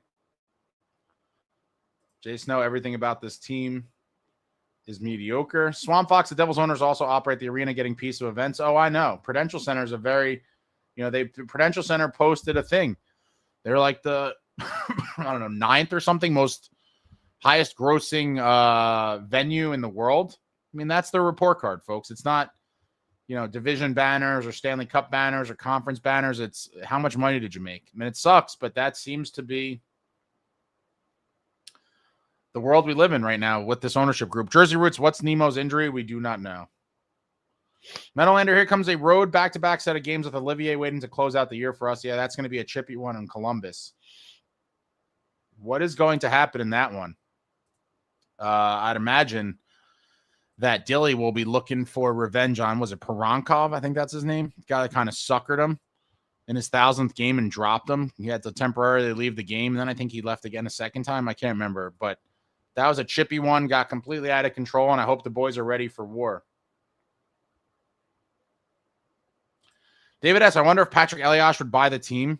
Oh, my God. He was at the game tonight. Did anyone else see him? They showed him on TV. Patty has nowhere near enough money to buy the team. I wish that was the case, but Patty's well short of what it would need to do that. Select the Boy says trading for Stamkos makes 0 sense. Glenn Picola, I feel bad for Dano having to endure the collapse of this team. It's funny you mentioned that. Me and Steve the Maniac talked about this, and we're like, it's probably killing Dano slowly to watch what was once a proud franchise that he was such an integral part of. And to watch it, from the very beginning years and make that ascent to a competitive playoff team and then take the next level when Lemaire came and then winning the cups.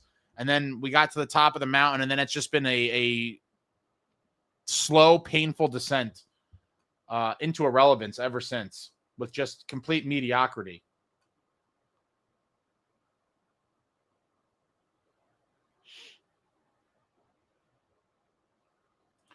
They need to revamp this decor in the offseason. How are they revamping the decor? It's mostly set. It's completely set, actually.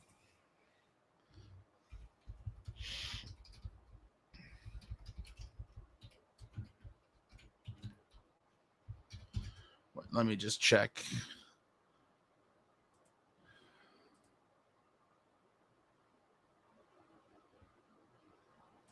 Yeah, well, I mean, how are you revamping it? Pesci, you got Dylan, you got Luke. I mean, I guess if you're talking about potentially trading Siegenthaler, Nemo should be here. I don't know where there's even room to revamp, really. Kovacevic is going to be here, and so, yeah, the only potential piece you could change would be Siegenthaler. I mean, getting rid of Dougie doesn't really revamp the decor. That pretty much opens up the spot for Kovacevic when, Nemo will be back. So are you rocking a fever? You have an interesting... Yeah, I actually started to feel like death a couple hours ago. And so, yeah, obviously I'm struggling out here.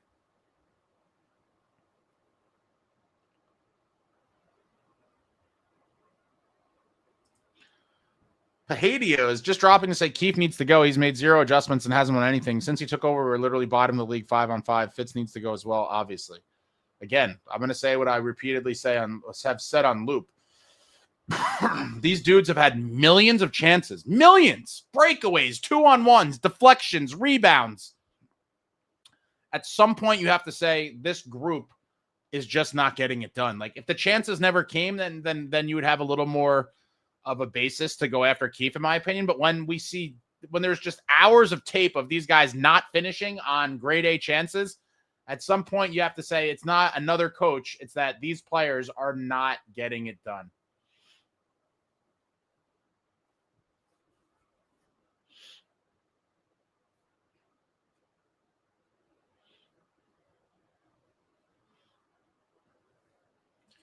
Vecna Fitzgerald. With the more losses we get, the more optimistic we get with trade moves than realize who our GM is. Yeah, but there's no money.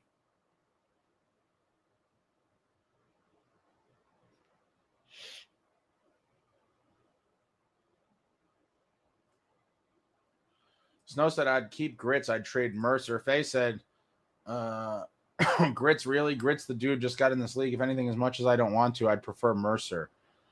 If we're talking about a trade, I mean, I like Mercer, but Grits definitely has the higher upside for sure. Yeah, Grits will keep getting better. Swanfox says, Nathan, your trade proposals are nuts.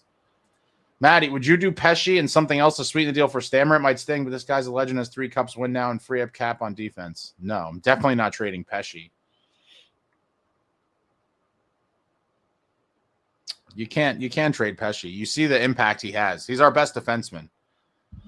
Like, having him allows us to potentially scrape out some ugly, low-scoring contests. True Patriot Ace, I had to pay my balance tonight as a partial ticket holder and once again was asked for a deposit for next year. I laughed at the young girl on the counter. How can you start asking for a deposit for next year? I mean, my God, that's insanity. Next season starts in 9 months. They're asking for money 9 months ahead of time. I'd be like, I'm offended. I'm assuming they're already past asking for playoff money then. So they've already asked for playoff money and a deposit for next year. Snow Pesci's our best D-man. You cannot trade him. Yeah, I think that's crazy. David says Mercer and Nemitz for Stamkos. Is that a fair trade? Oh my God. No, that's even worse than the Brat trade. Man, where do some of you guys? I guess yeah, I'm not trying to be that guy, but I mean these are just such Nemitz alone for. I wouldn't do either one of those guys for Stamkos. Either one of those would be terrible. Never mind both of them. Dr. Stress is bringing Casey for Dougie. Let the old man sit in the box. I wouldn't be opposed to that, but again, I don't think it's going to happen. And I don't know that makes the situation any better. Probably hurts his trade value as well. Adam, can't we have Patrick Eliash and Stevens get involved? Would love to see legends around the franchise in some capacity. But, you know, what are they really going to do? It seems like, you know, the cabinet administration is in place. True Patriot says, listening to NHL Network radio, nobody takes this team seriously on their shows or anywhere else. I mean, can you blame them?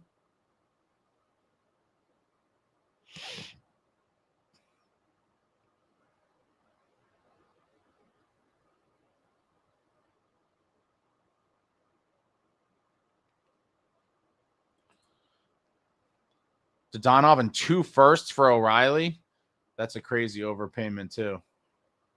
True Patriot says, stop putting yourself through this. Your mental health will be better. Probably, but this is where I'm at. What am I going to do? This is my team. Going to be here for the brutal nights like tonight. I've been drinking a lot of water. Tell you has to go. A lot of guys. Just a lot of guys to shake it up. But it starts with Dougie, unfortunately, because we need the spot on defense and we need the cap space. We clearly care more about improving the team than the Devils owners do. Probably. Tropical Flamingo, brutal home loss. We had a lot of shots, found some goals, but defensive breakdowns. Overall bad play. Opportunity to score even more and couldn't. 1 point in this one. We have 1 point out of 6. Yeah.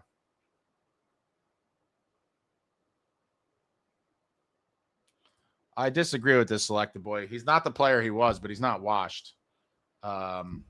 Washed is like useless, and he's certainly not that. And you'd be lying to yourself if you told me he wouldn't be an improvement over a lot of our forwards. Oh, wait.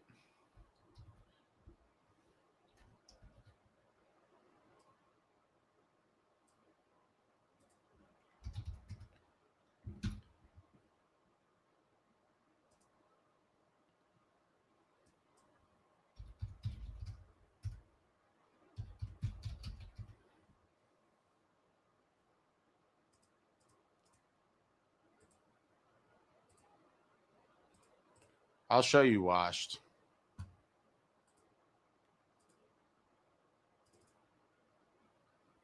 Damn, that looks pretty good for washed. I don't know about you guys, but 15 goals, washed. The silly narratives with the fan base must stop. I will do my best to correct the bad takes that are being thrown out there. And it's not, I'm going to say, you know what? It's not even the people's fault. It's the people that are the perpetrators of the narrative, of many bad narratives that are out there on the internet. I will do my best, folks, as your boy, as your confidant, as a fellow Devils fan. I will do my best to steer you properly. And for everyone saying Stamkos is washed, look at my man has 15 goals on the season. Okay? Steven Stamkos has 15 goals. Here's your New Jersey Devils, my friends. Your leading goal scorers are Timo Meier and Jack Hughes with 11 goals. So Steven Stamkos, who all these people have proclaimed as washed, has 4 more goals than the leading goal scorer on the New Jersey Devils. And so I want you guys to tell me, is that a man that would not help this hockey club? I would say he certainly would. Jay Snow, what a disaster this whole organization has been. We've been in a never-ending rebuild. We've had 1 playoff round win. Completely agree. M. Cansania Sabres winner of 8 straight. Yeah, they fired a GM, and they're off to the races. It's amazing how an organizational shakeup can lead to improved results. Nathan, you're going to have to make a trade that stings for Stamkos. He's an all-time great. You got to give a lot to get a guy like that. No, you don't. He still has value, but you don't have to trade roster players for him. He's overpaid.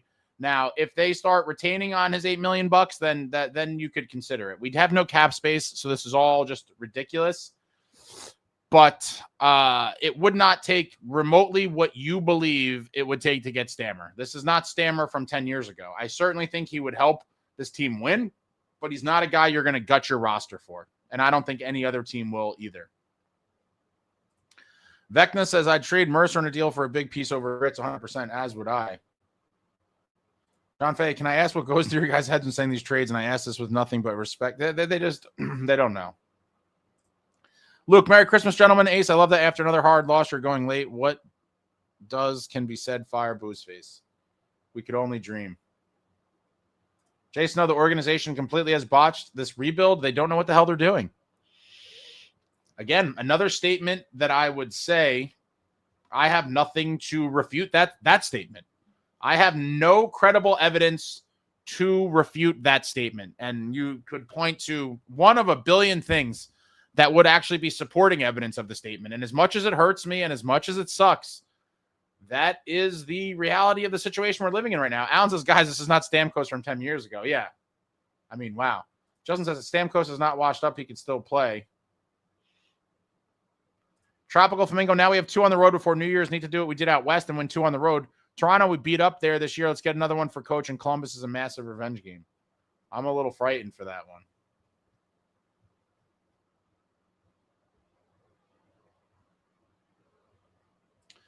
Mario says, Ace, you should start a Twitch channel and stream on Twitch and YouTube at the same time. Dude, I'm old, man. I can't be learning all these new technologies and things. Like, does anyone even use Twitch? Like, that's a super child thing, right? Like, I don't think people are watching this on anything like this on Twitch. I don't know.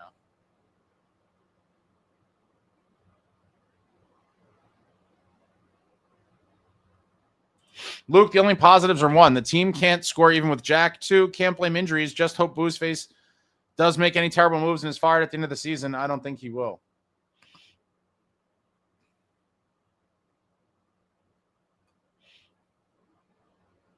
M. can't stand you. Ryan O'Reilly is out. Supposedly wants to stay in Nashville, and Nashville's winning right now. Fitz got to look somewhere else. Calgary, Vancouver, San Jose. Yeah, I mean, I kind of let the Predators rumor die in my head and really started to, again, it starts with freeing up cap space, which we have none of. But it seems like, yeah, Nashville's making a little push. They're only 3 points out of a wild card spot. There was that report that O'Reilly wants to stay there. I would try to, if you could get rid of Dougie, you then have one kind of move to make, and I'm certainly trying to figure out how to get Calgary to retain on Kadri and get him under the cap. That's the best single move I think the Devils could make. Dire Distress, Stamkos would be a Lou move if we were really close, but we aren't back in those days. Oh, man. I often think about what would Lou do, huh? All the time, like, what would Lou do? And the reality is, if Lou was the general manager of this team, so many of these guys would have been gone a long time ago. He would have never let it get to this point.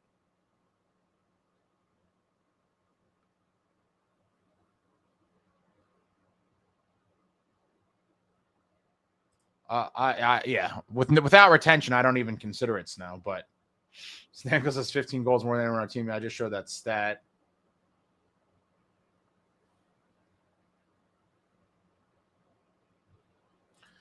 Davin, we are going to have to retain Dougie's contract in order to get rid of him. He's not playing well enough for another team to even want to take on his full $9 million.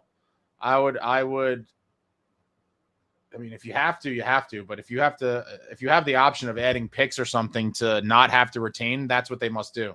Because the Devils need to, in any potential trade with him, to get as much of his salary off the books as possible. And if you could add a pick and prevent having to retain, I would gladly do it.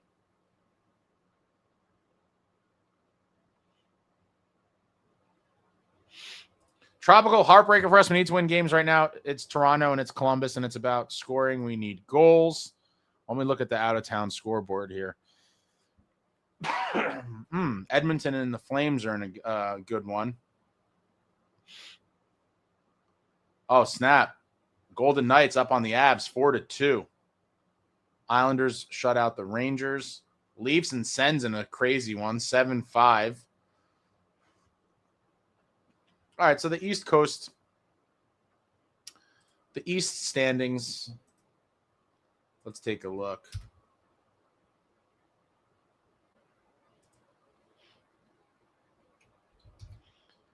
Little updated look at the standings.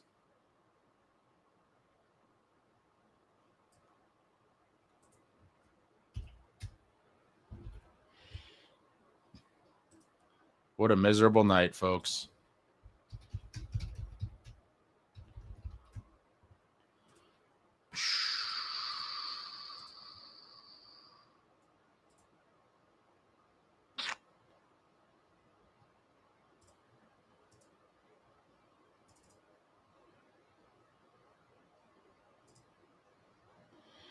And there we have it. Top three teams in the Metro at the moment, 49 points for the Hurricanes in the number one spot. And look at it. Don't look now, but the New York Islanders hanging tough in the second place spot with 46 points, followed by the Flyers at 45. And then in the wild card, the Capitals that just beat us with 45 points. Panthers in the second wild card spot with 42. And then Lindy's Buffalo Sabres officially ahead of us. Pathetic. 42 points. One less game played and a better points percentage, obviously. And there we are in the fourth spot, second out of the wild card. Had we won tonight, the Devils would have had 43 points and been in that second spot, and the Caps would still be there with 44.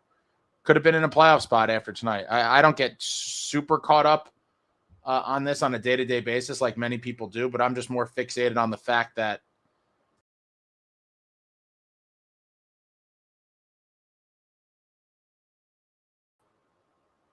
what happened here? It could become too late if they don't start banking points. And hopefully that doesn't happen.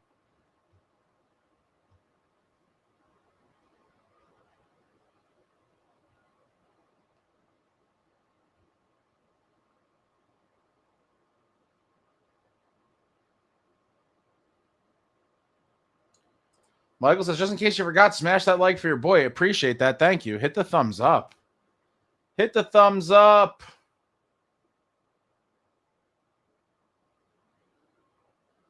Luke, Stammer has a lot of years left on his contract. A good GM would get Stammer, O'Reilly, 50% retained and give up draft picks, prospects, also unload Plot and Hamilton. Terrible run organization. I love where your head's at. I just don't know how easy it is to get rid of Palat and Doug. I'd imagine it's probably much harder than we all had hoped for, or at least it is at this point. Maybe it would have been a more likely scenario in the summer. Where we're at now, I think it's going to be very tough. But yeah, obviously, those two guys would give you $15 million. And then if you get Stammer and O'Reilly with any sort of retention, that would be a huge win. But I just can't see it. I just can't see it. M. Cansane says the trade pieces for anyone isn't the problem. It's the cap space. That is the facts. I can't live in this constant fantasy land everyone likes to play with all these trades. Tropical Flamingo. It's brutal right now as a diehard. We are stuck with booze face. Guys need to play better or we will continue to sink. But reality is we are a poor team right now, unfortunately. Yeah, I think that's all pretty accurate. Hit the thumbs up. Snow says Fitz will trade Mercer to clear cap because he's a moron. I can't see that. I can't see that. Vecna Fitzgerald says Casey in a second for 50% Stammer. Of course, if Dougie is gone. Oh, man, that would be. Casey in a second for Stammer at 50% retained. I would do that in a heartbeat. I don't think they ever would. Shit, that'd be quite an acquisition. We are old. We don't understand this new technology. Exactly. Luke says, I don't use Twitch, but it's huge. Gamerland. Yeah, but like video games, right? Like no one's watching an old guy talk about hockey. I don't think anyway. I don't know anything about it, though. There are plenty of unks on Twitch. Talking about sports, though? Cleveland says Twitch is kind of 30-year-old. Honestly, it's not TikTok level for kids. Selective Voice says, I hate Twitch. Mainly used to stream video games. Tropical Flamingo, Toronto and Columbus on the road. We are at 42 points. I feel like we need at least 3 of the next 4. All 4 would be huge, but no confidence in this team to get points right now. Tropical Flamingo, this is what I'm talking about, my guy. Come to the light. Load in the burden. Just accept our reality. You're talking about winning 3 of 4 or all 4. I mean, my guy, you're so far gone, Flamingo. I was there maybe a month ago, but I've come to the light. And the light is just accepting the reality of the extremely painful fate that we are living in right now. But 3 out of 4 or all 4, I mean, oh my God. To have the belief that that's even remotely possible, I commend you. Your optimism has remained. Mine has slowly been drained out of my body. Prezify, thank you for the super. I see no way this team makes the playoffs. Tons of holes need fixing, and the team morale is down. Didn't even watch tonight. Waste of time. I still think there's a chance they make it, obviously. It's super tight. It's super tight. There's going to be other teams that go through struggles, and I do think this team, despite how bad we believe they are, they're still good enough to win some games here and there, and I think they'll win enough to stay in the thick of it and break our hearts slowly. That's really what I think happens, and I'm always going to watch. So I understand a lot of you guys that say it's a waste of time and whatever, you're not going to watch. Unfortunately for me, I am fully committed to this team for the rest of my life. And so I will watch all the games. I will get overly angry and or upset when we go through times like this, when we see no meaningful changes happen, when we see, all the things we've been witnessing. It will slowly eat away at me, and I will hope for better days, but it really sucks. It really, really sucks.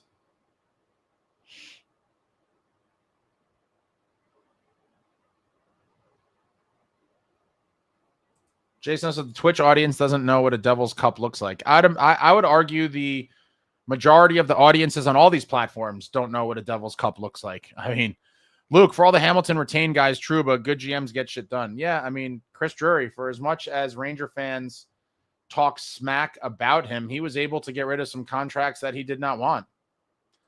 Roland, Ace, I know you love the guy, but at this point, Dougie Hamilton is nothing but a liability. Oh, God. And I'm tired of analytics nerds, okay, on X-glazing the season. Like, what are you watching? Most of the analytics nerds are completely lost. I mean, there's just no point. They've outed themselves as ridiculous at this point. But with certain ones, I could see them kind of persuading some people that might not know any better, where they could kind of spin it in some way where people could be like, oh, that kind of makes sense. But when you start trying to paint pictures that are just clearly so detached from reality and the results that we're all watching, it's when you out yourself as a lost boy. And a lot of people have done that over time.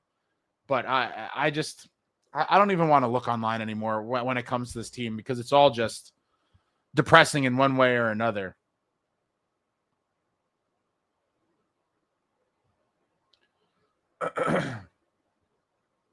Nathan, your trades are so bad, bro. Trading Brat for Stammer is oh my God. Stammer's not worth $8 million, but Stammer's still worth $8 million. Give Brat and Pesci for Stammer and like a second round pick. Oh my God, Nathan. Can you please, Nathan, just do yourself a favor and go look up real trades over the past few years to kind of get a better idea of trade values? Because these are just insane.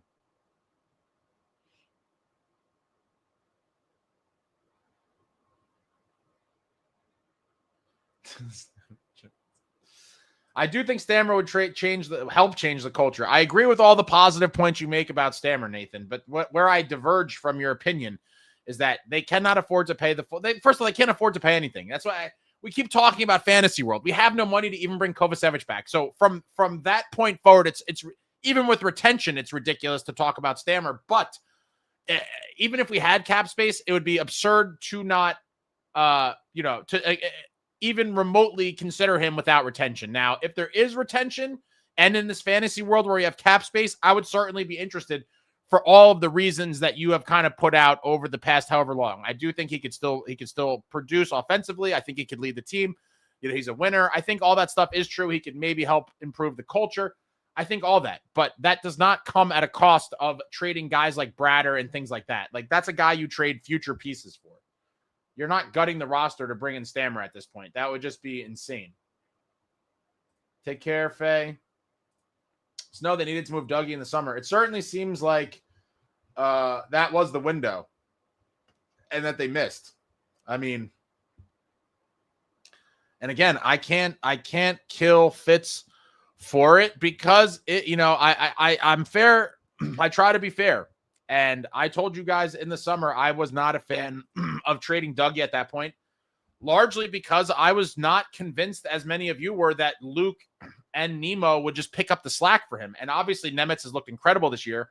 I would say Luke has been a little shaky, but at this point, in terms of needing to free up a spot for Kovacevic and desperately needing cap space, to bring Kovacevic back and make any other moves to improve the team, you have no choice now. At this point, Dougie must go if you're going to do anything. Now, maybe to bring Kovacevic back, they do end up maybe finding a situation where it works out with Palat, and that'll give you the money for Kovacevic and a little bit extra, but you're not going to do anything with that. It's going to be a couple $1 million. Luke says, Ace, if they can't unload Dougie and Palat, you have to buy them both out. Well, that's not going to be till at some point in the summer. You can't do it in the season. Jersey Roots, like and subscribe for Ace. He's been coughing up a lung for us all night. Appreciate that. Hit the thumbs up. Don't be stingy now. Tropical Flamingo, it's a bad cycle of losing hockey, rinse and repeat, so bad and very painful to watch this team play with our emotions and kill us all the time with heartbreak and losing. Yeah, I mean, listen, it's been a very rough stretch this year, the past couple years. Roland, Fitzgerald turned the Devils from one of the most promising organizations to one of the biggest shipwrecks within 2 years. Impressive how awful he has been. This is worse than Gettleman's Giants days. It could be. The situation was very promising for him. Starting off with some great building blocks, some great cap space, draft capital, and it all went for nothing. What do we have to show for it? A single playoff round one.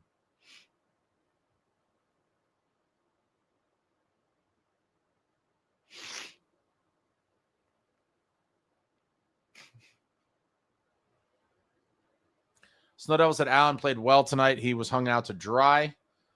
I don't know if he was hung out to dry, but he didn't get the most solid defensive performance in front of him. M. Cansania Ace, do you think we have a locker room cancer? And if so, who? I don't think so. I just think that as a group, these guys have accepted that loser mentality. You know, better luck next time. Like, it just doesn't seem like anyone really gives a shit that we've been losing like this. That's what it seems like.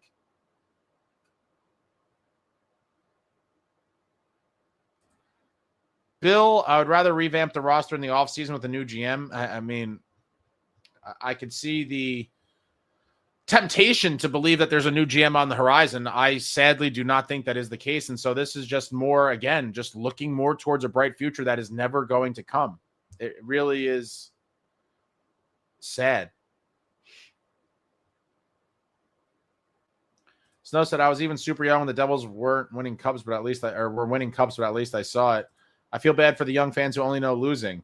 It's like Yankees fans now that only know losing. Yeah, the new generation only knows so much, right? And it starts for the most of the people, even I would say a lot of the fan base, you know, some of these longer term fans probably started becoming Devils fans during that 2012 Cup run, which was, 13 and a half years ago. And obviously there's veterans that have been way before that, but a lot of the fans only know kind of losing.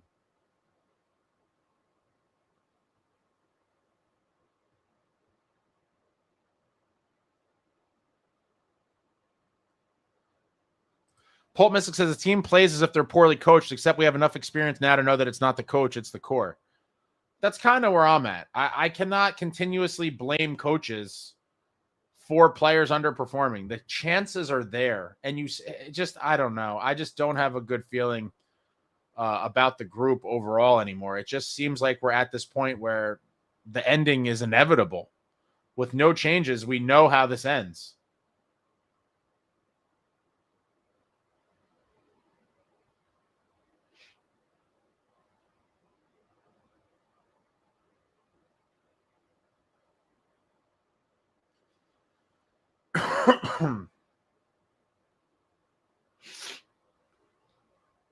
Tropical Flamingo, I am one that recognizes the reality that we are a bad team right now, a lot of which falls on Fitz. Guys need to score and are not, but we'll die on the hill with this club, hoping it will turn. Yeah, same here. But there's really not much to base that hope on other than just hope, right? Like, there's not a lot of people's cope a week or so ago was, we're super injured and we're going to get guys back. And that all makes sense, right? Like, we're down tons of guys. We still have no Jack. We still have no Timo. We still have no Grits. Like, when they come back, we're a much better team. And they came back in the same game, and we scored a single goal. And the second game with them, we had another goal scored by Brett Pesce, a defensive defenseman. So now, at least tonight, they scored 3, but that still puts us at a whopping 5 goals over the last 3 games with all of these offensive stallions back, which is 1.66 goals a game. That is still piss poor. Not going to win games scoring 1.66 goals a game.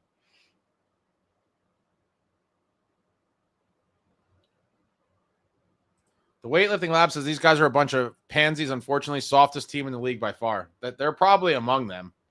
I hate to say it. I really wish Fitz stayed with the heavier, edgier, more violent project. It started off splendidly in the summer of 2024. Dilly, Nason, Cotter, Kovacevic. That was a great start to getting heavier, edgier, more violent, but then it kind of stopped. That was kind of it. And unfortunately, it was nowhere near enough, in my opinion, to really move the needle, to make us that snarl type of team that I think you need.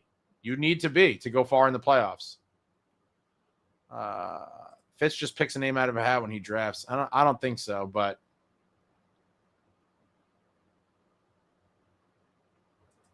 Matt, I want Prime Corey. Tropical Flamingo, guys like Nick Schmaltz or even a Freddie Gaudreau. I'm not a fan of this, but we need injection or change. Current team has no juice. Completely agree. Juiceless. Nathan says, you don't know what you're talking about. Markey is an X-Factor type goalie. If we get Stammer and get into the playoffs, he will steal us a series or 2. I'd like to believe it's still possible, but my God, the team has not looked great in front of any goalie over the past week.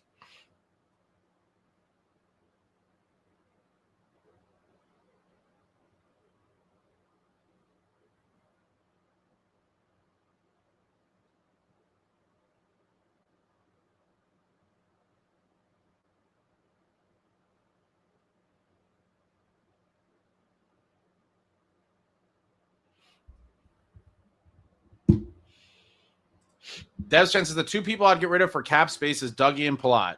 No, really. You would pick them too. Obviously, everyone would pick them, but it's not like you press a button and they're gone. You have to find a situation that makes sense, and they have trade protection, and so this is very it's a very challenging situation. The weightlifting lab, you can't blame the coach for every guy, but Dylan not wanting to hit or be hit. Can you? You can't blame the coach for every guy, but Dylan.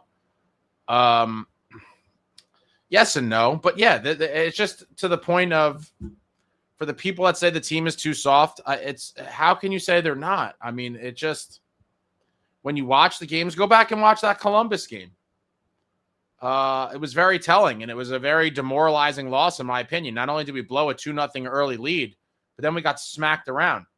Vecna Fitzgerald says, Fitzy is the president of hockey operations and general manager, bro. Ain't going anywhere. I agree. Snow Devil said the team doesn't lose because they have a loser mentality. They just come in second.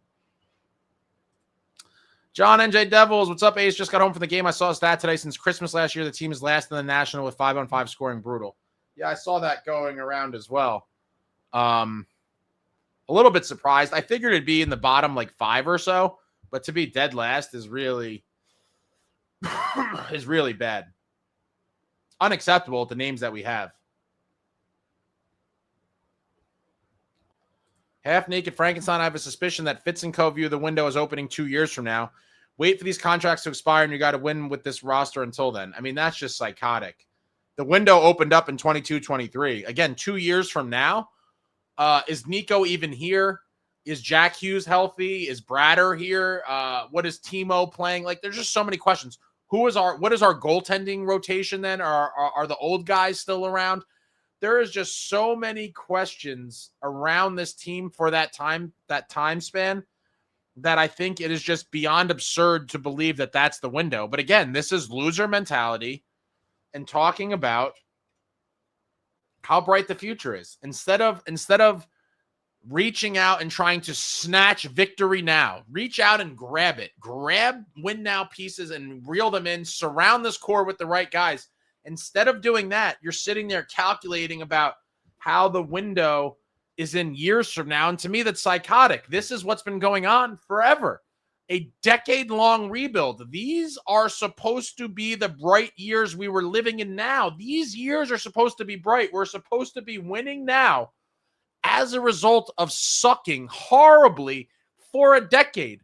All of the draft picks and all of those things that occurred over that dark, dark time in franchise history was supposed to result in bright times now. These are supposed to be the bright contending years, and we still have folks talking about the future being bright. Not right now, in a couple of years. And it's kicking the can down the road, never trying to truly win, and embracing loser mentality.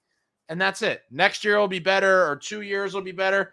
Complete loser mentality, and in 2 years from now, who even knows who's still here? What does this team look like in 2 years? I don't even care to think about it. Nathan says, not in 2 years, win now. Completely agree with Nathan there. Luke says, easy, Ace. The window's opening in 4 years. Yeah, the future is bright, people, I suppose. Ash says, 0-3 in the Tate McRae era. That's pretty brutal. Whittler 5 says, there's no core here. They're complementary pieces at best. I mean, I think it's tough. I aside from what I talked about earlier when I said that I think a lot of these guys raised themselves and it kind of was to their detriment that they did not grow up in this league properly, in my opinion. I do think some of them would be suited for a supporting actor role versus a leading actor, if that makes sense. So I do think some of them would be excellent kind of complementary pieces to a different core or a different group of guys where maybe they're not expected to pull as much of the weight and they're kind of like that secondary level of player on a team. I do think that certainly could be the case. But we're here now. Jason knows it saw a ridiculous stat. 48% of Luke's shots get blocked. I would have guessed higher. Evan, thank you for the super. So sick of this team. The future is not bright. I'm starting to wonder. I'm starting to wonder myself. I don't know. I'd like to believe that the Devils could have another competitive window at some point in the Yegorov era, but like I can't start looking down the line to maybe being competitive again in 5 and 6 years. Like, it's crazy. What happened to the bright years we're supposed to be living in now? Everyone's given up on it so quickly. Jason, no, the problem with heavier edge or more violent is you went halfway and brought in guys with jam and no scoring. Yeah, he didn't get any top 6 dogs, that's for sure. I do agree. The heavier, edgier, more violent, the higher, if you get top 6 guys like that, a lot more impactful than, bottom 6 guys like Nace and Cotter. I certainly appreciate their contributions, but yeah, we need guys that could put the puck in the net, that play with that snarl. And I do like Kadri for that. Again, I think it's pipe dreams based on the cap situation, but if there was ever a world where it could happen, I think it would be one of the better possible additions for this Devils team. Luke says, look at how many Devils are support players on good teams. Our Devils are a developmental team, man. Stanislav H, you need some tea with lemon and honey and Tylenol cold. Yeah, I need something. Half Naked Frankenstein. For the record, I'm a win now guy. I wonder if we could get back. Oh, here we go. Where they're not trading them, my guy. It's not happening. Look, Boozeface and HBSC have killed all hope. That's kind of where I'm at.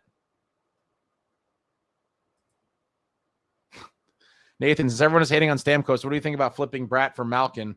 He is still very elite and would be a much-needed add for the first line. Absolutely not. I would love Malkin, don't get me wrong. But you don't trade a guy like Bratt for a guy like Malkin. You're talking about trading a guy in his prime for a guy nearly entering retirement. Not to mention, the Penguins only have 3 points less than us in two less games played. So I do think they're going to try to make a push. I could see him staying in Pittsburgh. If there was ever a scenario where Malkin was, either going to be traded or not re-signed by them in when he was a free agent, I would love Malkin. I would absolutely love Malkin. And I know all these people are going to say he's a million years old and blah, blah, blah, blah, blah. And he still would be scoring more points than pretty much everyone on the Devils. Maddie says, can we please bring Lou back? He would ship half these schmucks out, right, with no messing around. No, would have never got to this point. Lou would have started cleaning house a long, long time ago. A little whiskey could help.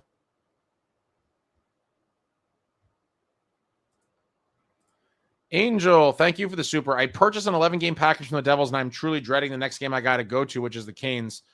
Don't think I'll renew next year. Yeah, I mean, you have to make whatever decision's best for you. It's certainly a challenge to drag yourself to these games and invest the money when they're playing at this level. I totally get it. I mean, my God, it's a torture. It's a torturous event to go to these games. But hopefully they beat the Canes. I don't know. All we could do is have delusional hope.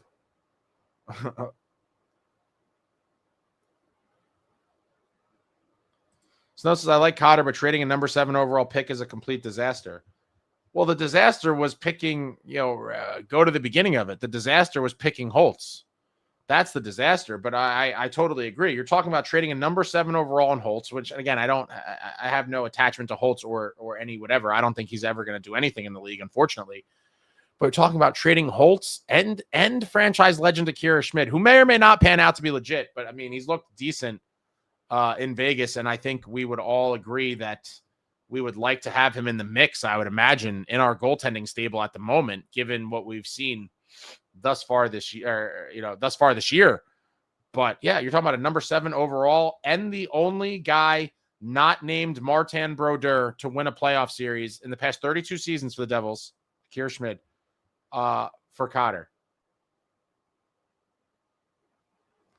M. can't say it didn't help that we got heavier, edgier, more violent, and they stopped being that halfway through the season. Yeah, for whatever reason, we led the league in the first couple months of the season. We led the league in fighting majors.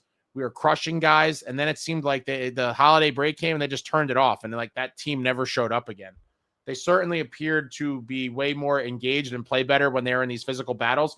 And I forget who posted it. I could have sworn someone posted a stat like they had a pretty overwhelming winning record in games that they had to fight. Jason, I need a good hockey team. Waited all summer for this garbage. Completely agree.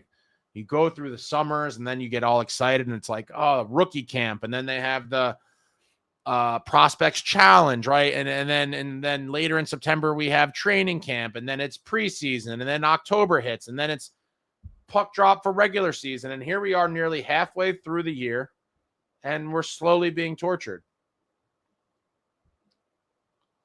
It's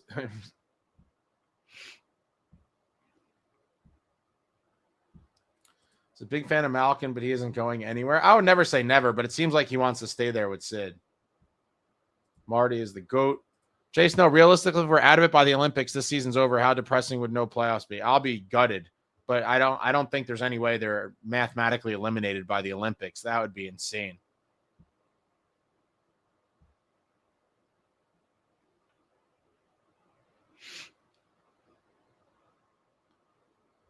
Half Naked Frankenstein, my point is we need a GM to view everyone as expendable, probably need less redundancy. For sure. Our team identity has become what it is, and it's not a winning identity. It's just not.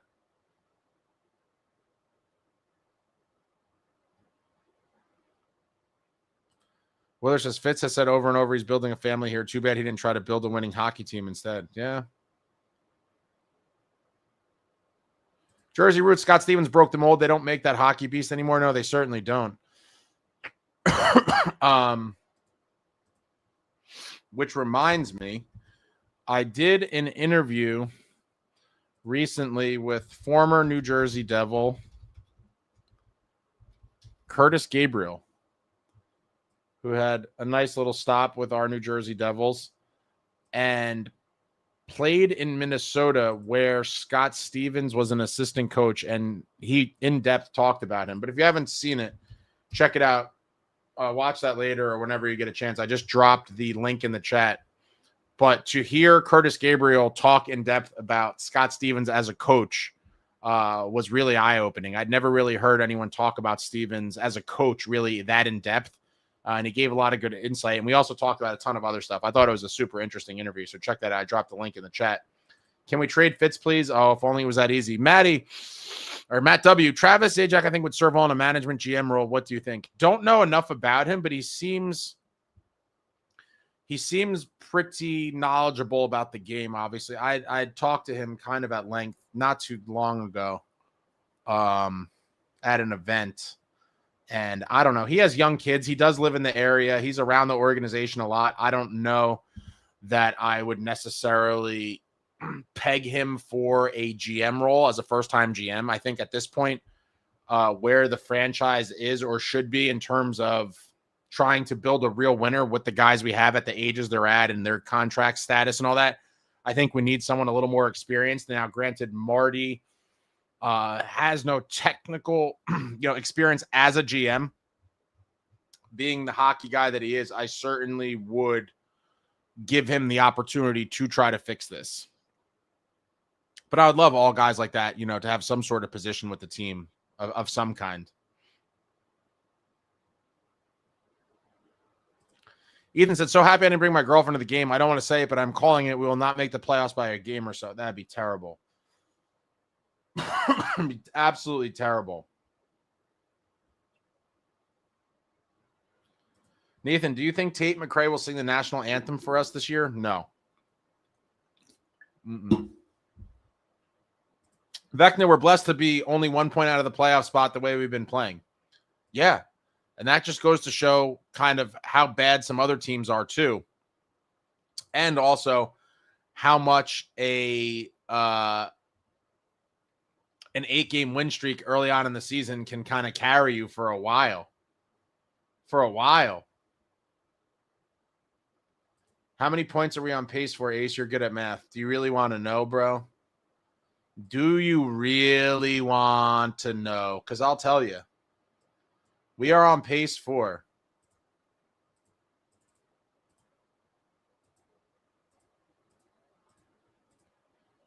90.7 points. 90.7 points. A good chunk less than what we all kind of believed it would take. 96, maybe 95, you sneak in.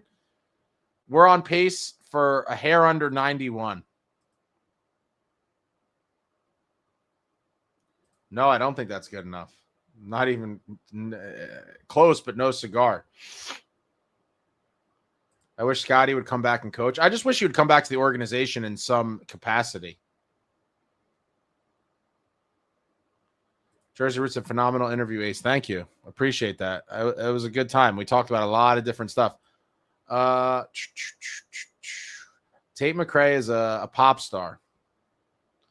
Wow. Vegas 5, Avalanche 4, late third period.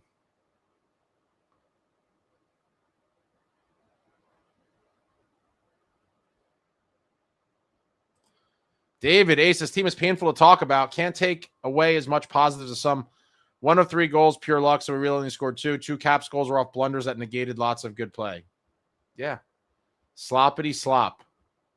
We're not making that. We're not making the playoffs with 91 points. No, they're going to have to pick it up. I mean, playing at a 553 points percentage is brutal. They're going to have to play closer to 600, which may or may not be feasible. I mean, we'll see. But yeah, these games like tonight are absolute killers. Divisional games where not only do you fail to close it out in regulation when you take the go-ahead, you take the 3-2 lead, you got to close that thing out. 4-point swing. And instead, we go to overtime and then lose. Like, tragic. Ethan, which team would you rather face in the playoffs, Hurricanes or Capitals? I think Capitals.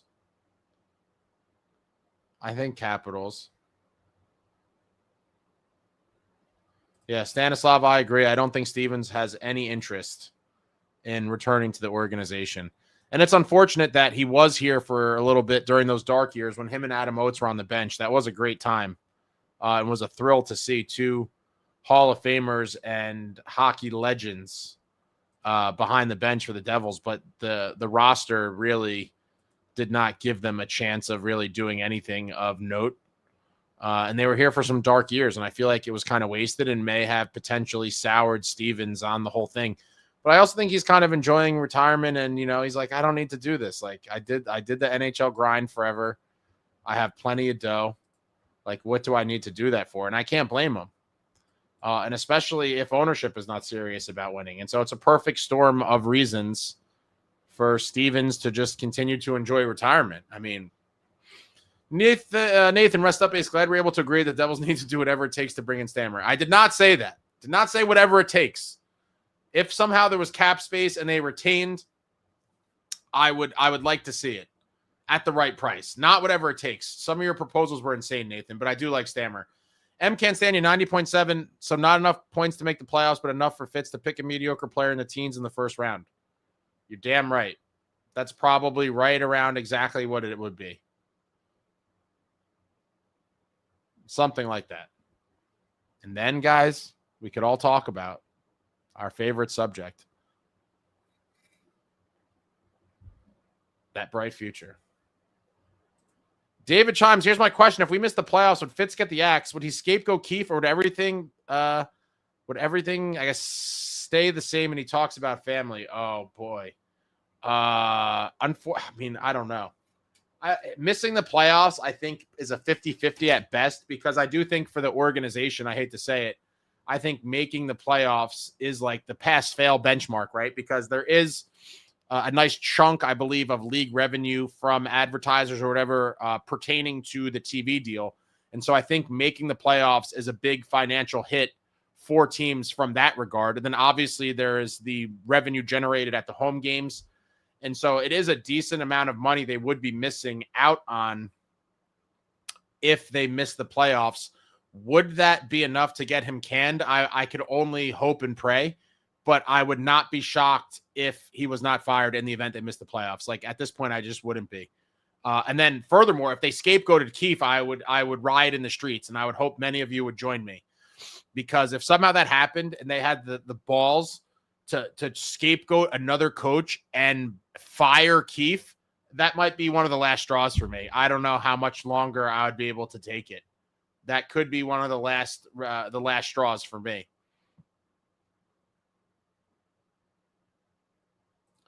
Evan, thank you for the super. They scored with 0.4 seconds in the first. Yeah. Terrible. A crafty Ovi slings it out in front, very aware of the time situation, and gets it to the front of the net, and they score. Painful as they come. I was hoping that was going to get reviewed and come off the board, but as soon as they showed the replay, it was clear the puck went over in time. Angel, thank you for the super. I started watching the Devils last year after the Nations game. After the Nations games, ever since I started watching the Devils and became a fan, and this recent stretch has been painful. I'm here to stay through the pain. Well, welcome, Angel. Hopefully it turns around. You haven't experienced years of torment like many of us here have, but we can only hope brighter days are ahead. I can't predict that there are brighter days are ahead because there's literally nothing to indicate that. But all I got is hope. As a huge fan and lover of this franchise, all we have is hope, and I will be here hoping until the end of time. And as many people know, I just would love to see them win one more Stanley Cup before I croak. But thank you for the super. Jay Snow, Ace, what do you think of Jack and a first for Stammer? I mean, I would add a second if I had to. Jack first and a second for Stammer. It's a steal. Ethan, wait until you see my boy Mark McLaughlin. He's a nice center that will win battles and fight and do everything. Yeah, he's been injured forever. Curious to see what he brings. And also in the bottom six, I do like Zach McEwen. We keep forgetting about him. I thought he was a great piece. Again, are any of these pieces moving the needle forward and going to take this team from how we feel about them now to this consistently good team? I don't think so. But who knows? Maybe with all these other little things happening and this team being able to finish at a better rate than they have, that they could turn around. But it's not. I'm not trying to sell you guys any dreams. All I got is my own dreams. But it certainly seems like the outlook for this team is more of the same. I mean, that's really the only phrase I could keep repeating is more of the same. Mario says, quite frankly, should be a 3-0 shutout for NJ. Justin Smith, I got a picture of me and Brian Gianta with the Stanley Cup. That's pretty sweet. 2003 Cup champ, Brian Gianta. Tropical Flamingo don't have confidence in us right now, but we'll live and die with this team, and we'll never stop watching. Wins on the road seem like the better bet right now. Why I'm hoping we get these in Toronto and Columbus. Let's go Devils. I'll take the wins anywhere. Avs tied it. Can we rent a moving billboard that says fire shits? That'd be pretty funny. Have a drive around Newark in front of the arena. Vecna Fitzgerald, when Quinn signs in Mini, do you think ownership then fires Fitzy? No, I don't. And I could already predict. I didn't bother talking about this yet, but it's pretty clear what the next level of coping will be surrounding missing out on Quinn Hughes. The next level of the cope is that he's going to sign a deal for a good amount of money, and then a ton of the fans that either did or did not want him, but this will be a thing that both kind of sides will talk about, is they're going to say, oh, we dodged a bullet. He's not worth that money. That's the next level of the cope. So he's going to sign a deal for, let's say he signs for $14 million a year. That's the next level of it. They're going to say, oh, it's a good thing we didn't trade for him. He's not worth that money. I promise you that's the next level of the Quinn Hughes debacle. Tropical Flamingo, home awful play for us right now. We need points. Sports, things can turn around and sometimes fast. We just need to hope that they do. That's all we can do. That's all we can do. Jason, a lot of bad plays by our demon tonight. It's unbelievable when we don't score. Our defense plays good. Yeah, you can't have them both play. Not everybody can play good. It's one or the other, it seems, as of late. Ethan, I need to say this, but they need to cancel the Gotham app. It sucks so bad. I've had to use it occasionally when I'm out and about. I have regular Fios at home, so I'm usually watching, at the fastest speed. I haven't had the horror stories that other people have. My only issue with it is that it's like super far behind. It's like 30 seconds to a minute behind. But outside of that, what other problems are you guys having with it? Ethan says, just imagine you get a post that Fitz gets extended and they turn the comments off. That'd be hilarious. David, can't believe my Sharks are over the playoff line and my Devils are not. The Sharks are the last team in the NHL this season to win a game, and we started with an 8-game win streak. Crazy. Yeah, that's what happens when you have players that are hungry and wanting to win. I mean, the Sharks are growing up before our eyes, and wow, that Celebrini's a special kid, huh? I mean, Mike Greer's done a decent job in San Jose, and I think they could be legit pretty soon. Tropical Flamingo at Minnesota next month will be a fascinating one next month. With all Hughes on the ice, want that one badly to keep dominating them like we have. Devils Nation will show up out there regardless of our play.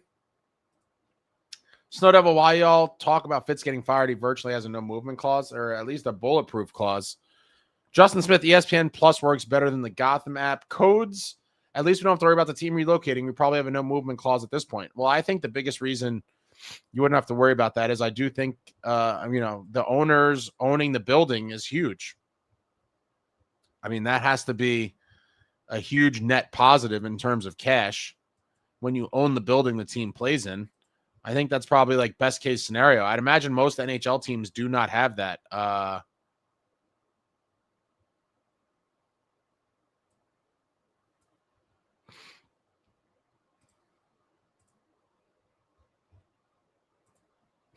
Half Naked Frankenstein, hear me out. All this misery actually turns the team tough and they get hot at the right time. Oh, man.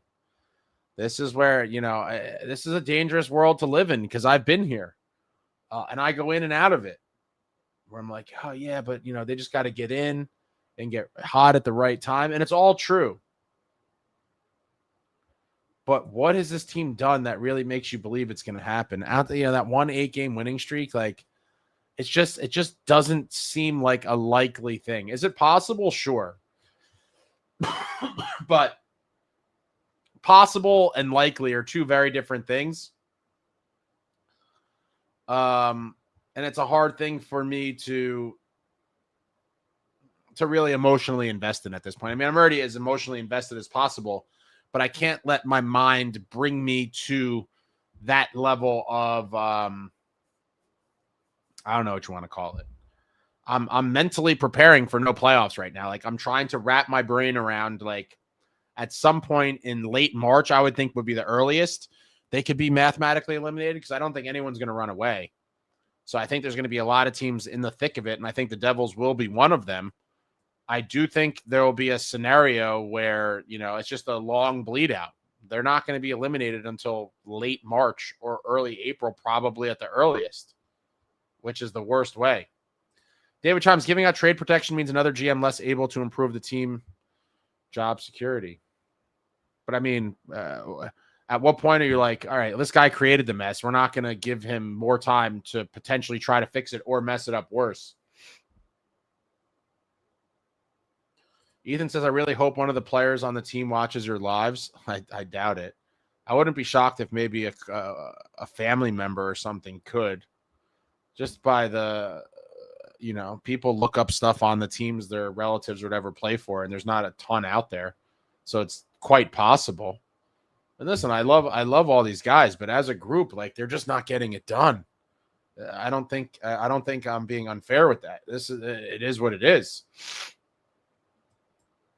I'm dying slowly. I don't know what the hell happened to me. It's all hitting me at once. Tropical Flamingo, this ownership group, unfortunately, is not concerned overly as top priority about winning. Way more focus on Washington stadium situation for Commanders. They have accepted the losing with the Devils. I keep trying to tell myself that it's not true, but like I said before, I have evidence. There is evidence that would support that claim, and really no evidence that would support otherwise. Good night, Stanislav. Justin says, Ace, get some rest, sir. I will soon. Jay Snow, does Luke seem slow to you this year? It seems like he keeps getting beat to the outside. It just seems like he's playing at half speed a lot. I'm like, wait, can you show some urgency? I don't know. I like Luke. I think he's going to be great. But yeah, it just seems like a lot of times he's not fully he's not at full intensity almost. Like in the video game where the guy's like at half power or whatever, it kind of seems like that. Especially getting back. Like there's been some times where like, yo, move. Like I know you could turn the burners on, like fly back into the D zone. What are these half-ass back checks? Ethan, the Devs reps are working double time trying to get people to get season tickets. I mean, yeah, I guess kind of makes sense, right? While they're still kind of in the thick of it, I'm sure a lot of people are super frustrated with this team, but it could potentially get uglier. And so that would make it even harder. Time is of the essence in something like this. M. Cansani, when was the last time Fitz held a press conference? I believe it was sometime during training camp. He's been in witness protection ever since. David, just a shout out to Uncle Pucker's last podcast broke down lots of offense stats worth watching. Yeah, I haven't been able to watch too much as of late, but I like those guys. They let it fly, and they're very honest as well from their perspective. I was able to watch actually the first couple minutes of the last one. It's in my queue of things. There's just so much shit to keep up with. Shows and this and that. I'm like overloaded with stuff. There's not enough hours in the day to watch all this stuff, but I definitely will check that out. I'm sure Timbo went in deep on some sort of stats that are probably just disgustingly poor reflection on the Devils in one way or another. Stanislaus' flu, so many people have it. Vincent, let's talk about actual team play. To start the season, they took their time to make plays, find the open man. Now they're either forcing things or throwing the puck away. C. Mensch, Ace joining the naysayers once Quinn went to Mini. It's not even since Quinn went to Mini. That's just one thing on top of everything else. It's just the fact that that was such a massive fumble. But the team has been struggling mightily, and nothing's being done. And given everything that we've seen over the past few seasons, this signifies that the owners are okay with kind of what's going on right now. And that is proven by the fact that Fitz is still employed. And so they're okay with mediocrity. And it's just a very kind of rough existence to be in as a diehard fan when you kind of start putting all the unfortunate pieces together and coming up with the conclusions that many of you here are to hear tonight. Luke says HBSE doesn't care. We all know this. Vecna, Sabres 8 wins tonight and Quinn 3 points. Vecna, Luke is very lazy. It's obvious. Luke looks terrible. Ty Smith at times. It's concerning. I think he's going to be good, but he's had some plays where you're like, dude, like step it up a little bit. Luke is just upset his brother isn't on the team because our GM needs to not be our GM instead of the GM of the circus. No, I don't think they care about that. I mean, I'm sure they wanted it to happen, but Justin says Luke Hughes is going to have bad games. It happens. Not worried about it at all. He will be fine. I think so long-term as well, but it'd be nice if he started to step it up a little bit right now. As this team is just in dire need of help anywhere it could get it. Damn. Sell Hamilton and Palat for Sherwood. Who's taking Hamilton and Palat, though? It's got to be they have trade protection. It's going to have to be teams on their list, which I don't think people realize, how challenging it could be to be forced to trade a guy to only one of, 10 teams. And especially when most of those teams are probably contenders that don't have cap space. There might be one or two teams on each guy's list that has cap space, and then they have to have a need for the player you're trying to get rid of. Like, it's a lot. And it's not to make excuses. Fitz did this to himself, but it could be a situation that he cannot really get himself out of. Jason, no, Buffalo shouldn't be bad. They have good players, and they have a lot of size, too. Yeah, they're a very big boy squad. Gleason says Luke is going to be a steal. I think he will be in a couple of years from now. Future value, but that's not helping us today. Luke, good night, gentlemen. Ace, get some vitamin C. Let's go Devils. Yeah, 10 teams. That's it. That's nothing. And Dougie probably has no value now. Gleason says Luke is a steal right now. I would argue he's stealing money. You guys are brutal. The 1 year Dougie will stay healthy all year. Tropical Flamingo. Kiefer Sherwood would be really good, but we cannot count on Blue's face to get him or anyone of any substance for that matter. The man stinks and we are stuck with him.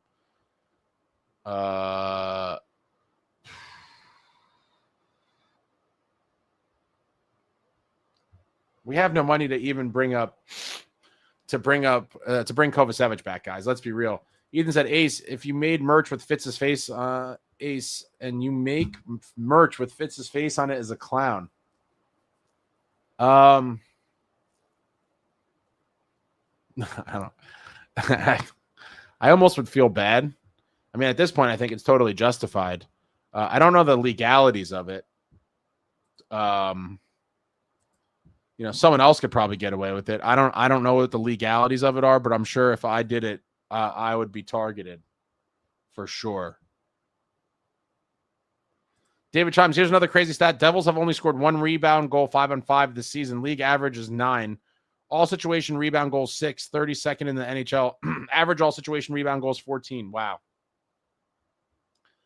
C. Mensch, are we willing to entertain a large trade for Jack plus Luke to the Wild? I might be. Oh, here we go. Someone threw this out earlier. In my world, there are no untouchables. If there is a trade to be made that improves the team, I am exploring it for sure. So, in my world, I'm entertaining trades for anyone. Show me what you got. I'm not saying I'm going to do it, but I'd entertain any trade for anyone. With that being said, you have to realize the organization has no interest in doing this. And so I can't really use brain power or energy to discuss it at length because it's so far from an organizational standpoint. It's so far from consideration that it's almost silly to talk about. Vecna Fitzgerald, can't wait for Fitz to sack up for a 4C. I mean, I'll take that over nothing. And realistically, I've said I do think there will be a move or two. They will be depth-type moves. They will be Sprong-ish in nature. But if a real 3C is not going to happen and we get an upgrade of 4C, I mean, it is better than nothing.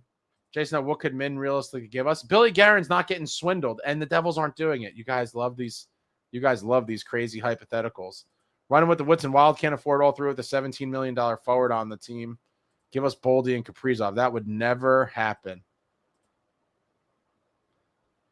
Ethan says, why does it matter if you are mostly banned from Devils events because of clowns in the organization? I'm not banned from Devils events, at least not yet.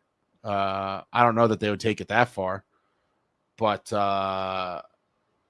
if you put a shirt with Fitz's face as a clown, I think they would probably come after me. I do think other people could get away with it, and I would certainly laugh.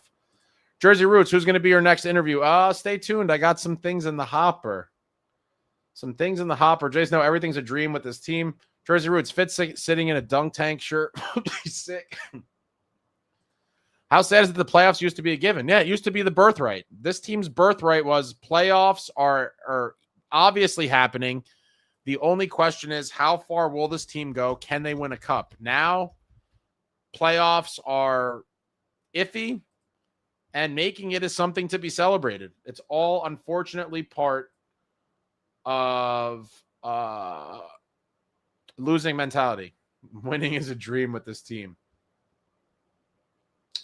David Chimes, a Christmas movie character. On a scale of 1 to 10, 1 being Mr. Potter and It's a Wonderful Life, 10 being Kris Kringle and Miracle on 34th Street. How would you rate him right now? 1. Ethan, Ace, please do an interview with Fitz. I would pay good money to see that. Oh, Ethan, you're hilarious. Do you think Fitz would ever do an interview with me? Let's be real. This man is hiding from everyone, period. The beat reporters have repeatedly asked for him this season and was told he's unavailable. He does not want to face any sort of tough questions, especially given, everything that has happened or not happened this season. And so he's not looking to, converse with anybody right now. He leaks out what messages he wants disseminated in the media to his, he has his guys where he, gets things put out there to try to get some favorable, whatever you want to call it. But, obviously I would love to do an interview with Fitz. That would never happen, though. Gleason, Sprong has been scratched 9 games in a row in the KHL despite being pretty good there. People must hate this man with a passion with how he gets treated, but Fitz loved him. He chose to pay a draft pick. and then love them so much to not bring them back. I mean, another head-scratching move, but nowhere near the top of the list for me. The Avs don't know how to lose. Eric says, we making the playoffs? I still want to believe that they do, but right now the odds are that they're not. By actual odds at the moment, they're not making the playoffs. That could obviously change in a hurry. The standings are insanely tight.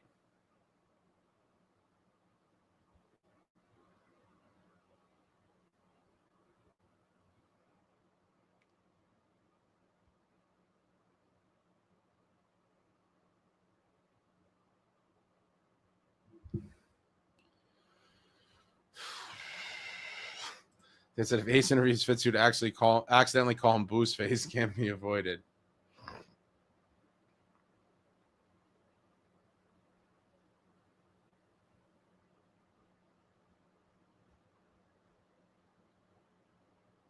Oh my God, it's so late. I didn't realize how late it was. Shout out to all you who are still here and those that came throughout. This loss sucked.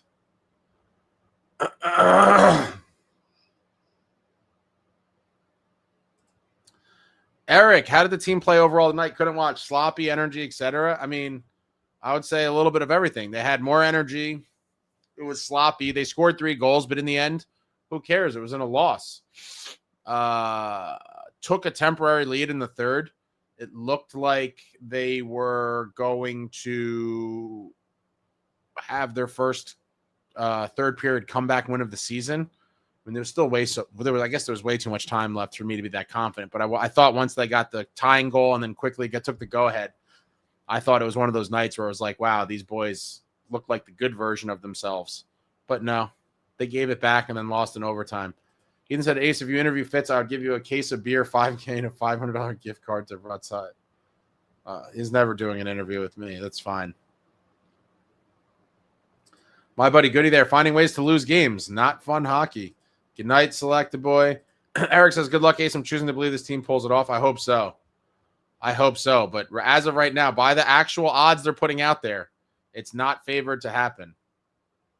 That could all change very quickly. And, winning a few games in a row would go a long way. But, my God, how this team just consistently leaves points on the table and just doesn't do enough to close out games. It really, really sucks. Gutting.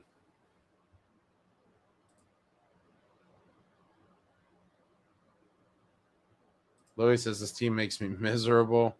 Justin, can't believe Fitz played in the NHL. He should have been at the snack bar. Yeah.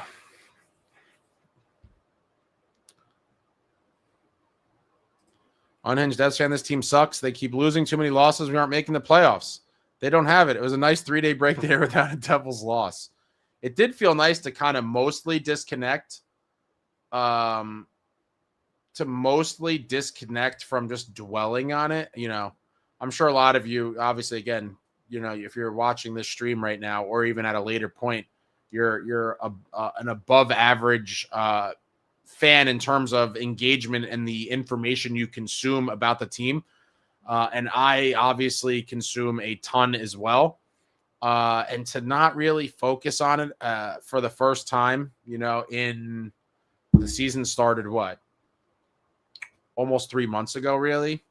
I mean, if you're counting preseason, I've been pretty locked in deep, I guess, for well over 3 months now, with training camp and everything. So you're talking about just daily kind of dives, for 3.5 months to just be like, I need to mentally check out while this team is on holiday break. Like, my brain also needs a break with how things have been going and just kind of everything overall, to just kind of check out for a little bit. I looked at a couple things here and there. But yeah, I mean, it's just a rough time right now. Ethan said, Ace, are you going to do a long stream if Fitz gets fired? Absolutely. That might be my first live event, actually. I guess it depends how it all happens. But I guess Yeah, because we wouldn't know ahead of time, right? So I guess the first thing that would happen, there would be a long stream, I'm sure, of some kind. And then it might culminate with a live event party of some kind, like the next day.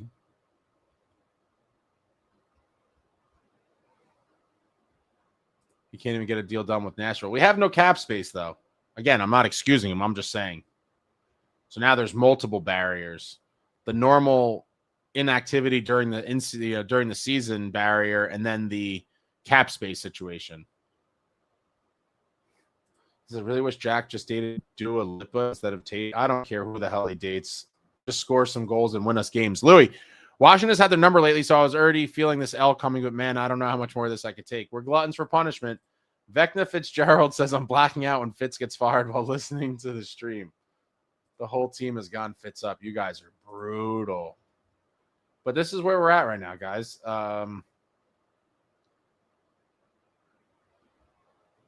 It's a rough time to be a fan right now. It really is. There's not a whole lot to be hopeful about. And all I could say is, listen, I have no answers anymore. There's no answers. I was super high on this team in the summer. It seemed like I was totally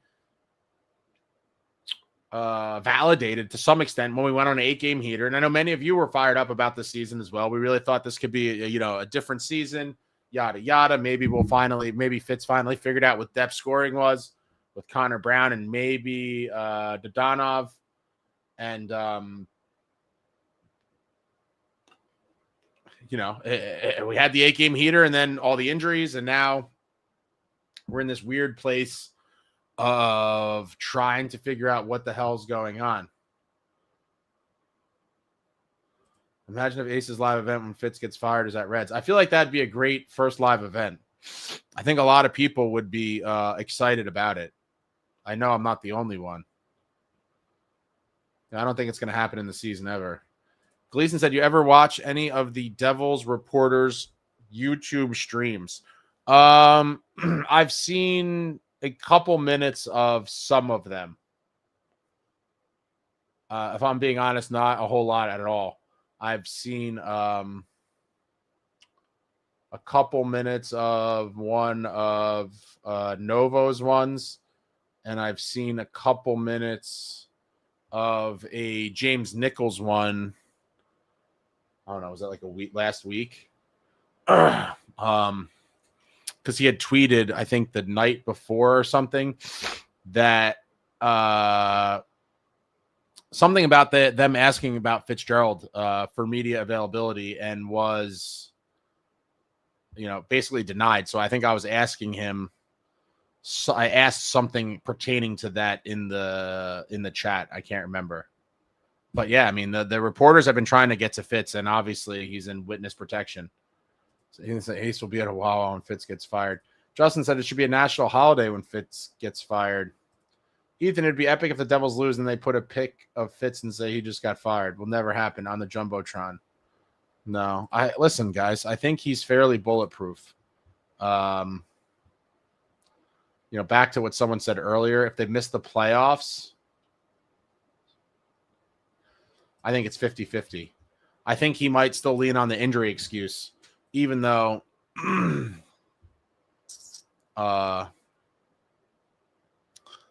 that it's, we're almost back to near full strength before halfway through the season. So I feel like the injury excuse, being that it's already been used so many times, and the fact that that we're nearly back earlier in the season, it shouldn't be an available card to play, but I'm sure he would try to play it if he was being grilled. I mean, everybody's number one kind of motivating factor in scenarios where you're getting grilled for something like that is self-preservation, right? And you're just like, we were injured, blah, blah, blah. But I don't know. I don't have the answers. All I have is eternal hope based on nothing. Jason, you think Fitz speaks at Olympic break? He's part of Team USA. So he may speak at something Olympic related, but it's not going to be about the Devils. It would be about Team USA. So I think he will speak at some point during that, but it will be, like I said, about Olympic hockey or Team USA. It will not be Devils focused. And if he gets asked, I could see a situation where he possibly gets asked something about the Devils. He'll probably try to dance around it as best as possible.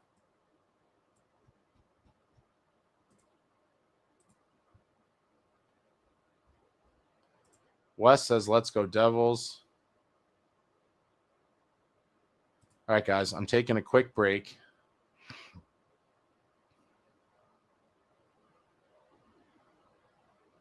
I'm going to leave this up for a minute. Back in 2 minutes, we'll start winding down. Weekend edition. I'm not really in a hurry to go anywhere. So if you have anything, I like the suggestions. If anyone has any suggestions, throw them out there for sure. Can't say I'll do all of them. But I mentioned before, check out the Curtis Gabriel interview if you're into interviews, if that's your thing. Did an interview with Curtis Gabriel, just came out yesterday. We talked about a lot of cool stuff. Scott Stevens as a coach, young nicohischier, Bradder, kind of fighting in the league, a bunch of stuff. So check that out. I just dropped the link in the chat, but I'll be back in 2 minutes. Going to use the bathroom, and then we'll start winding down. Doesn't have to be fast, but let's see what you guys, if you have anything, any good suggestions out there. Be right back. Oh, yeah.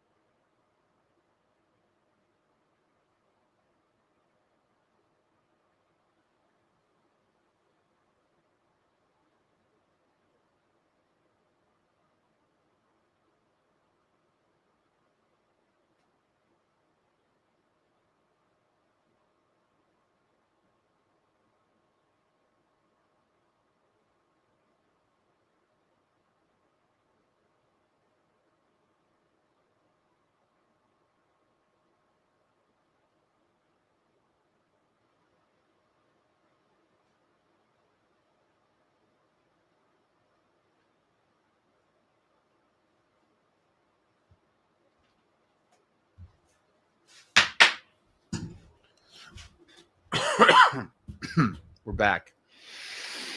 We are so back. Let's see what we got here. Wes, I'm looking to buy a red. Well, you butchered Marty's last name. My God, I'd imagine that's supposed to say Broder, properly spelled Brodeur. Official jersey of the Fight Strap. Anyone know where I could find one? There's plenty of places you can get online. But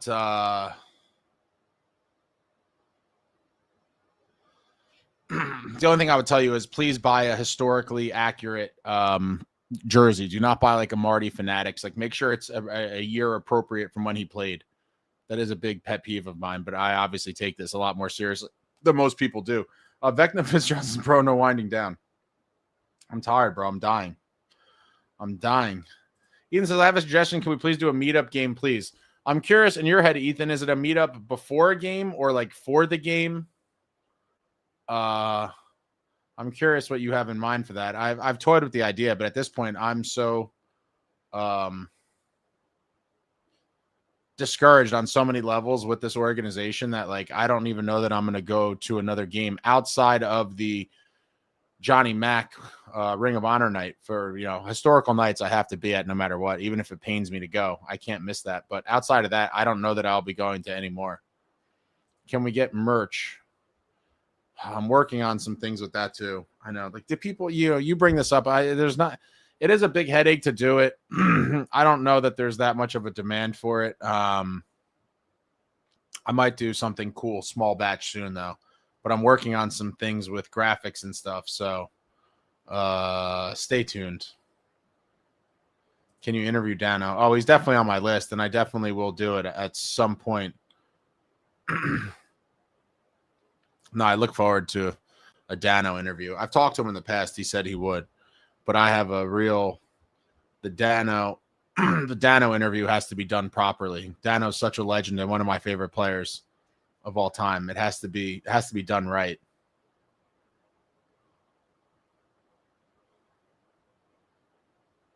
Ryan Carter was the OG Curtis Gabriel. Love Ryan Carter. Obviously, he was one of the guys involved in that 3-on-3 line brawl in 2012 at Madison Square Garden when Pete DeBoer and Torts were getting at it through the glass. What a great night. A Devils loser watch party. Painful. Brendan says you should put on that catcher and blocker and prance around the room. Nah, I'm good. I'm just going to leave them in the case. Those are the great Martys. We'll just leave those in the case.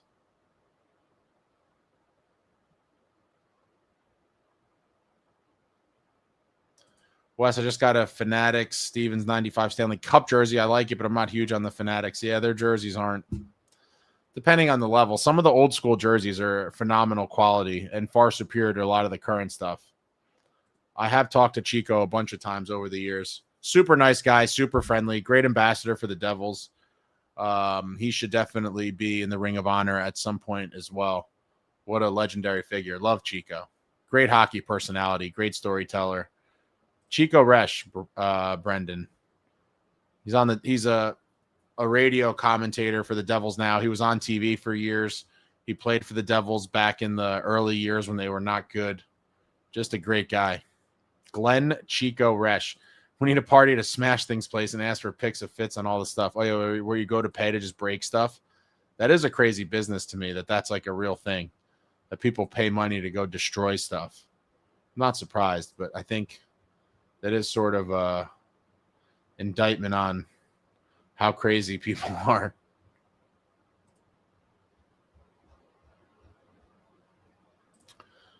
I like it, don't get me wrong, but it's not like the Reebok ones. Yeah, the Reebok ones were nice. The Adidas Authentics were nice. Whoa.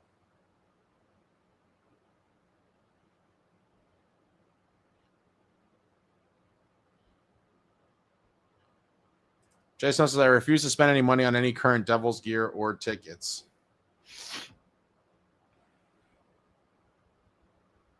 I think a lot of people might get there. And as much as it kills me to not go to games, like I can in my right mind pay money for this, where you're basically insulting our intelligence and saying nothing's wrong, allowing Fitz to stay. I mean, and it sucks. He seems like a cool guy. I'm sure he's very nice. Like, I'm sure I would get along with him well. I'm sure everyone here would probably like him, be a cool guy to drink beers with, but like, you're ruining our franchise, man, and destroying a cup window for this core. It just seems like it's gone out the window.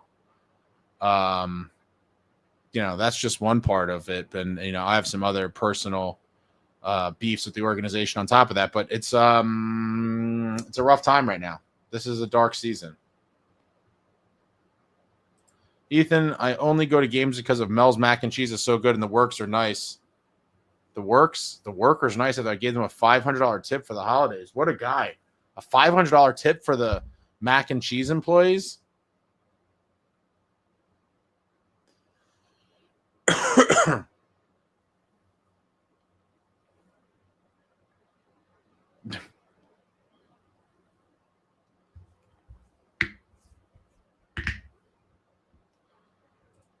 Glazen said Fitz is going to wait this out until the last minute and the real drama starts. It's wild to be sitting on it again for the third time in a season. Wait, what do you mean sitting on it for a third time in a season? Do you mean like the third season in a row? Vecna says, I can't have a beer with Fitz unless I'm breaking it over his head. I'll make you mac and cheese if you need. Chase, no, this is why the organization sucks. They ban someone who supports and brings eyeballs to the organization. At this point, some teams are more willing to adapt with times than others. I don't know. But a lot of people and teams like control, and I guess they know they don't have it. But, I'm not looking for gotcha moments. I'm not looking to ask questions to make people look bad. I mean, is it possible that I would ask a question that may make someone look bad? Potentially, sure, but that wouldn't be my goal ever. But, you know, I can't dwell on it. For the third season, okay. Wes, I live in Philadelphia. Sadly, I went to the Devils-Flyers game where those Flyers scored 3 goals in 2 to 3 minutes in the first. I think they scored 3 goals in 26 seconds, if I'm not mistaken.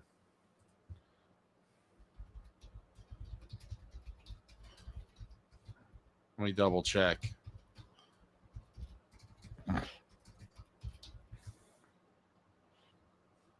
Yeah, it was 3 goals in 26 seconds. That was a low. I think that was the game that put me over the edge. Not even over the edge. That marked a 3-game losing streak for the Devils. It ultimately went to 5 games. But after that Flyers game, that was a 3-game losing streak. And at that point, I said, I've seen enough, and I'm hitting the panic button because of, before that, there was a 3-game losing streak. Then the Devils won 3 games. And then that Philly game signified another 3-game losing streak to sandwich the 3-game winning streak. And more so than the third loss in a row, it was the fashion in which they lost. I had said at that point, like, I've seen enough. Something has to give. And I've kind of been trying to hold my composure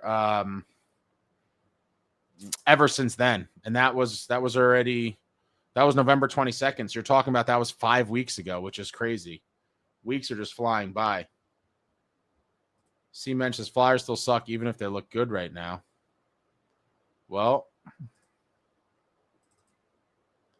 they look a little bit better than the Devils. Ethan said, it's funny, I get a lot of my money from blackjack and gambling on sports. You want to do a casino run, I could teach you how to win. Oh, boy. I've learned my lesson with this stuff a long time ago. Gleason, I've just been waiting so long for a real team. It's been a journey. I can't believe it's been so long. I have nostalgia for the Taylor Hall days at this point. I feel your pain, man. It's been a rough go, especially for those of us that have seen winning teams, have seen what winning teams look like, and were fans of the Devils during the glory years, when we were that proud organization, and we've fallen so far from then. I don't know that it ever, I don't need it to get back to that level, but it'd be nice to have a team that you felt was a somewhat of a perennial playoff contender. And we haven't even had that. Gleason said, honestly, I always liked Hall as our star more than Jack, who does what he did today with that goal. I'm not going to kill the kid for a bad turnover. I mean, listen, he's our biggest threat, our best player, and you have to take the good with the bad. So I'm not going to kick his back in over that. Shit happens. It sucks. But this team certainly has far more pressing issues than, that Jack Hughes turnover. Like in reality, it shouldn't have mattered. Like, we should have had way more goals, 5 or 6 minimum with all the chances they had. Wes said, I was sitting behind the Devils bench. I ended up leaving at the first intermission. What? How are you going to leave at the first intermission? You gave up that quick, a 1-0 deficit with 0.4 seconds left, and you were like, I had enough? Once you know how to count cards, you win. Oh, man. What's that movie with Kevin Spacey's at 21 where they assemble the team of, was it MIT kids? And they go take down tons of money in Vegas. Jason said if the building starts to be empty, Fitz has to get some heat. Maybe a little bit. And I do think if they continue to struggle, there will be some sparse crowds. I don't know if they'll be sparse enough for that to translate into heat on Fitz. I don't know that that'll ever be the case, but it's possible. I mean, listen, people are only going to continue to pay to see a team struggling for so long.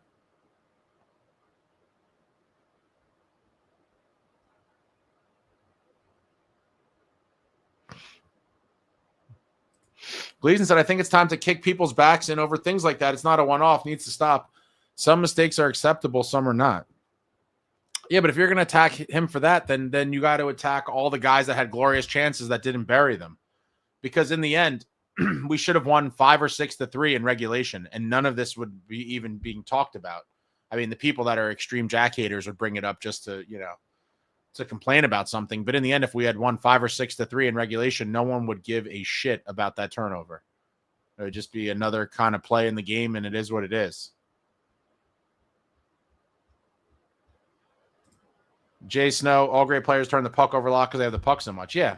When you look at most giveaways in the league, it's always premier players that are handling the puck for such a high percentage of the game that you're gonna, you take the bad with the good. And again, when you have the puck that often, you're gonna have a lot of turnovers and things like that. It's just part of that role.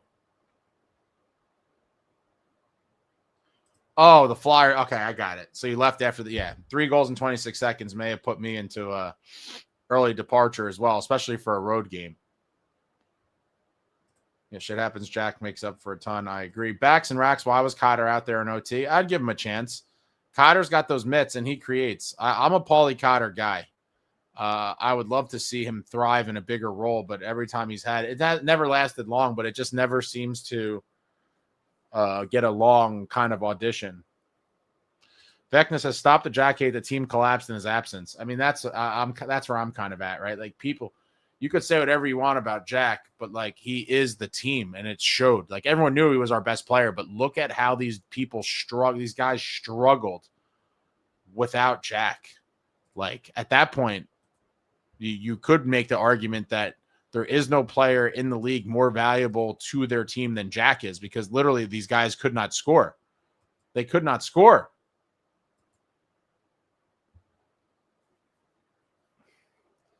All right, I'm getting... What a night, guys. Snow said he's a stud. I care more about the Decor's lackluster performance tonight. Yeah, where do you begin? You could talk about that. Falling asleep and allowing these chances. That one at the end of the first is awful. Ovechkin just getting completely wide open down low. Awful. Cannot happen. The OT goal kind of sucked. These are, but 3-on-3, anything could happen. And yeah, it just did not go their way. And we've won a lot of games that were similar to tonight's as well, where we're on the other side of it. But I have said the whole time, like, at some point the luck can run out and these close games are going to start going the other way. And now we're living in it, where the Devils have chances, but they're not making the most of them like other teams are. And they're on the losing side of some of these tight games. This was bound to happen. It sucks. It certainly sucks. But, I mean, Dougie and OT and Scary, rather Luke or Pesci. Snow said Mercer back to being Mercer. Yeah, started off super hot. He's definitely cooled off a bunch and hasn't really been that noticeable as of late. It sucked that we did have to kind of kill his mojo while he was going good and play him out of his position and put him at center because of all the injuries. I think that played a part in it for sure. Unfortunately, not to make excuses, but like, he was buzzing when he was on wing. Then he had to play center because of all the injuries. And now, I don't know. Yeah, what's he at right now? He was averaging a point a game through, like, I don't know, the first 15, 18 games.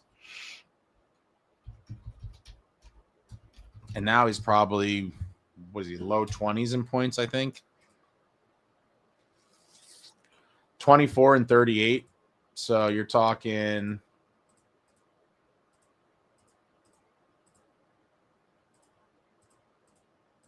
He's on pace for a 52-point season. Still not terrible. Would like to see it closer to 60, but 52 points out of Mercer would certainly be decent.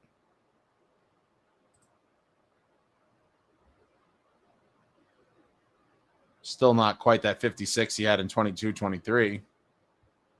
Justin says, good night, Ace. Good night, everyone. Get some rest, Ace. Jason said, when's the last time we won a game comfortably? Oh, God. In the words of Aaron Lewis of Stained, it's been a while. No, I guess you have to count the Ducks game. 4-1 against the Ducks. They took the 1-0 lead, and then we were up 3-1 in the second, and then added I guess on the empty net. I would consider a 2-goal lead in the third period fairly comfortable. That would be 4-0. 4-1 on December 13th, and then nothing else in December. November 28th, 5-0 against the Sabres. So those would be your two. I wish Mercer was going to get 52 if he's at that pace. Yeah, he is.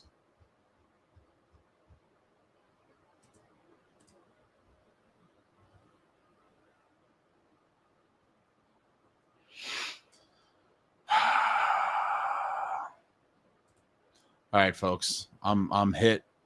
I don't know what happened to me. At some point in the third period, I started to wither away and feel like crap. Appreciate everyone for coming out. Cheers to all of you. What a just another terrible night. Devils lose 4-3 in overtime to the Caps. Painful one.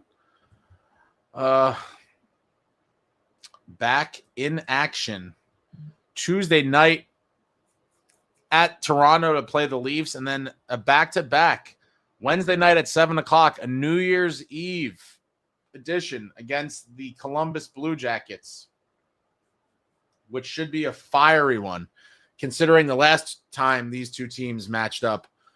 I was potentially going to do something New Year's Eve and thought that that might be my first off night of the year for the Blue Jackets game, but we'll see. I don't know. We'll see. We'll see if I make it for that one, or if I try to go out and live my life. But I'll probably end up doing the post game. But we'll see. Man, you guys are down bad right now. The comments are just. Whew. Wes is glad I found this channel. It's tough being a Devils fan here in Philly. Yeah, welcome, Wes. We do this after every game. It's way more fun, I promise. Way more fun after wins. They've been very rare these days, or at least this month. Much more fun, much more better vibes after a win, but my God, it's brutal. But yeah, glad you found us. Welcome. Hope to see you again. Poke around on the channel if you're into interviews. Check out the interviews tab. I don't know how long you've been a fan for, but there's some interviews with some somewhat historically significant Devils players from the past, I would say, on there. Guys like Stan Fischler. Always like to do the interviews, but that's it, guys. My heart is broken once again. I feel like death. Happy holidays. And if I'm not back, what's today? So it's yeah, I mean, there'll probably be nothing going on. You never know. Maybe some news comes out that inspires me to come on here before then. But if not, Tuesday night, Sheldon Keefe returns to Toronto, looking to beat his former club in Toronto for the second time this season. Devils got him pretty good last time around. But that's it, guys. Hit the thumbs up for your boy on the way out. You know, check that Curtis Gabriel interview if you're so inclined to watch interviews. Thought it was some interesting topics and subject matter brought up in that one. He's a very interesting dude, tells really great stories. I really enjoyed that one.